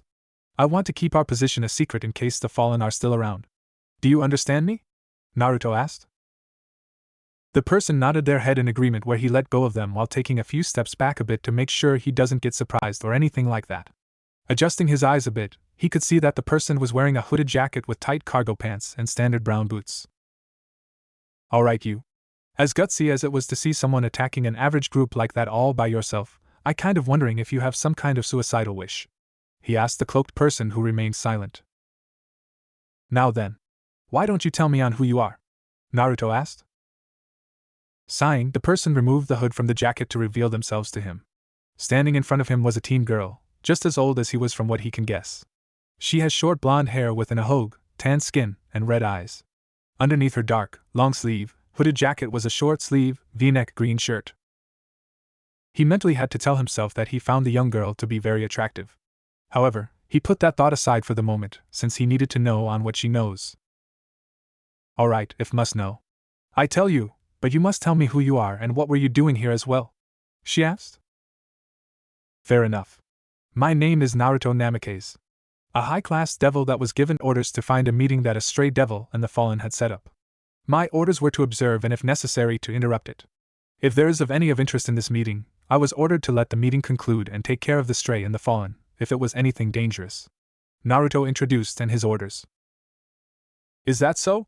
She then went to strike him down but was suddenly wrapped by threads of demonic energy that came from underneath her feet. You actually think I would have let you go without making sure you aren't going to do anything against me? How gullible do you think I am? Now talk, who are you and why did you just attack them? Naruto questioned the girl. The girl kept quiet, refusing to answer him, so Naruto did the next best thing. Alright, if you don't want to answer me, then all I can do is leave you here, in that position, for the next 2 days. That should be enough time to keep you out of my hair, and weakening you before you can try again. Of course, by that time I will most likely find the stray and the group of fallen where anything they have will be mine. As they say, spoils of war. Naruto stated, but kept observing look on the girl to see her actions. Hearing that she would left alone for the next 2 days didn't do much other than annoy her, and wondering her chances of surviving as well as finding the groups again. However, it was hearing that he was going to keep any items that they had was what really caught his interest. Seeing how she went wide-eyed for a split second was all that he needed to know. So, they do having something of interest. I doubt it would be the fallen since they're more organized, plus they would usually take care of their business partner if they didn't prove to be useful. So, it must be the stray that has something. Getting another small reaction which he hit the mark. Now that I think about it. Reports did say that the stray devil was in Central America before coming to Australia. I wonder why. Naruto suggested, whom the young girl saw in defeat. Alright, fine. I tell you. My name is Gravel. I'm part of the Magicians Association in both Central and South America, who are also allied with the Aztecs and several other South American deities. Hearing this, Naruto eased his binding spell on her, which showed that he was interested in what she had to say. Sighing in defeat, she continued. I came here, along with 2 senior members, to catch the stray devil since he was able to steal something that he wasn't supposed to get in an eternity. Unfortunately, the stray was able to contact the fallen where they surprise attack us where I am the only survivor. So now, I have to carry out the mission. And what did he steal? Naruto asked. He stole the Zyakotl, an Aztec weapon that was born by Huitzilopochtli. It's a weapon of such power that it has the power to defeat a god. Gravel explained. A stray devil was able to penetrate a magician's association to steal one of the world's most dangerous weapons in history. Am I getting it right? Naruto stated in disbelief. It wasn't alone. The stray had an accomplice from within the association. However, once he was able to take what he wanted, he killed the traitor before coming here to assure that we won't know where he left. Luckily, the traitor to our association had left a hidden message that we didn't notice until it was discovered. It was the coordinates to Australia. Hearing the tanned girl's story, Naruto sighed. Just my luck. Not only is this mission getting complicated, but now I have to find them again, or one of the most dangerous weapons can be used to shift the balance of power. Naruto thought before he thought of something else. Out of curiosity, what the fallen angels planned to give for the weapons, since from what saw, they were making a trade of some sort. And if the stray was trading the weapon to the fallen, what does he get? Naruto asked.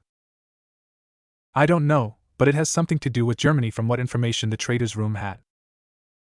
Alright then. How about this? Since things are getting a little too hot, I'm going to be contacting the higher-ups while you do the same. We'll find out on what they would want to do since it is getting a little too dicey. Naruto suggested, which Gravel agreed. Once agreed, Naruto let Gravel go while getting some distance as he magical wrote 2 letters and sent it to Lord Agar's and the Satan's department, considering how the weapon to defeat and possibly kill a god or Satan is in the play. Knowing Lord Agar's, he was going to discuss this with the Satans while he went to search on the whereabouts of either the stray or fallen. This is going to be an exhausting mission, Naruto muttered.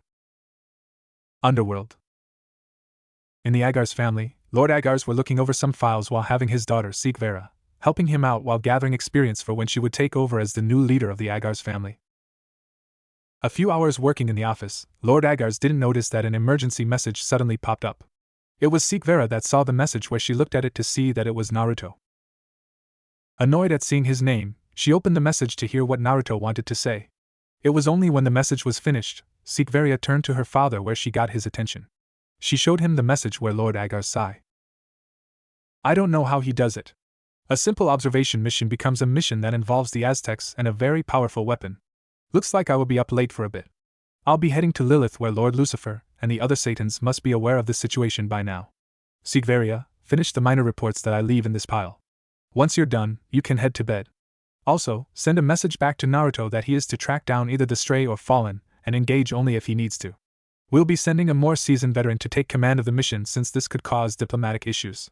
Lord Agar's told his daughter, where she agreed. He soon left, where Sikvaria did what she was told, all the while she thought of one thing. How in the world does that idiot get himself in these types of situations? While working on the documents with Naruto. It's been hours since he sent his message, where he spent all night following the path that the stray devil has taken, stopping only to investigate any changes in the stray's actions and to assure he kept himself hidden. While following the stray, he also had to keep an eye on his companion, Gravel, since even though they were working together, he still had thoughts that Gravel must be keeping a secret or two. Following the stray maneuvering from one direction to another, backtracking to ensure that he has lost his pursuers. However, Naruto's training in the wild has improved his skills in tracking that he is able to follow the stray. Tracking all night, the morning sun began to rise where it was only when they reached the end of the track that Naruto lost it but could sense a bit of magic. Around the same time, he suddenly received a message from Lord Agar's where he kept it to himself since he still doesn't trust Gravel enough. Oh great, the stray decided to teleport to somewhere else. And I may be able to track an animal down, but tracking teleportation magic is out of my league for the moment. You have any ideas, Gravel? Naruto asked his travel partner. I do, since I'm a magician in training, I can track it down. It would just take me a moment or two, the witch suggested. As Naruto gazed at the magician, he can't help but notice how cute she was. He soon put those thoughts in the back of his mind since he needed to focus on what's important right now. I found it. From the destination point, it seems that the stray has traveled to Perth, Gravel stated. That's good to know. We should get going now, Naruto said, where he saw Gravel had started to use her own teleportation spell which he was in. A moment later, the two teleported out of the area to Perth.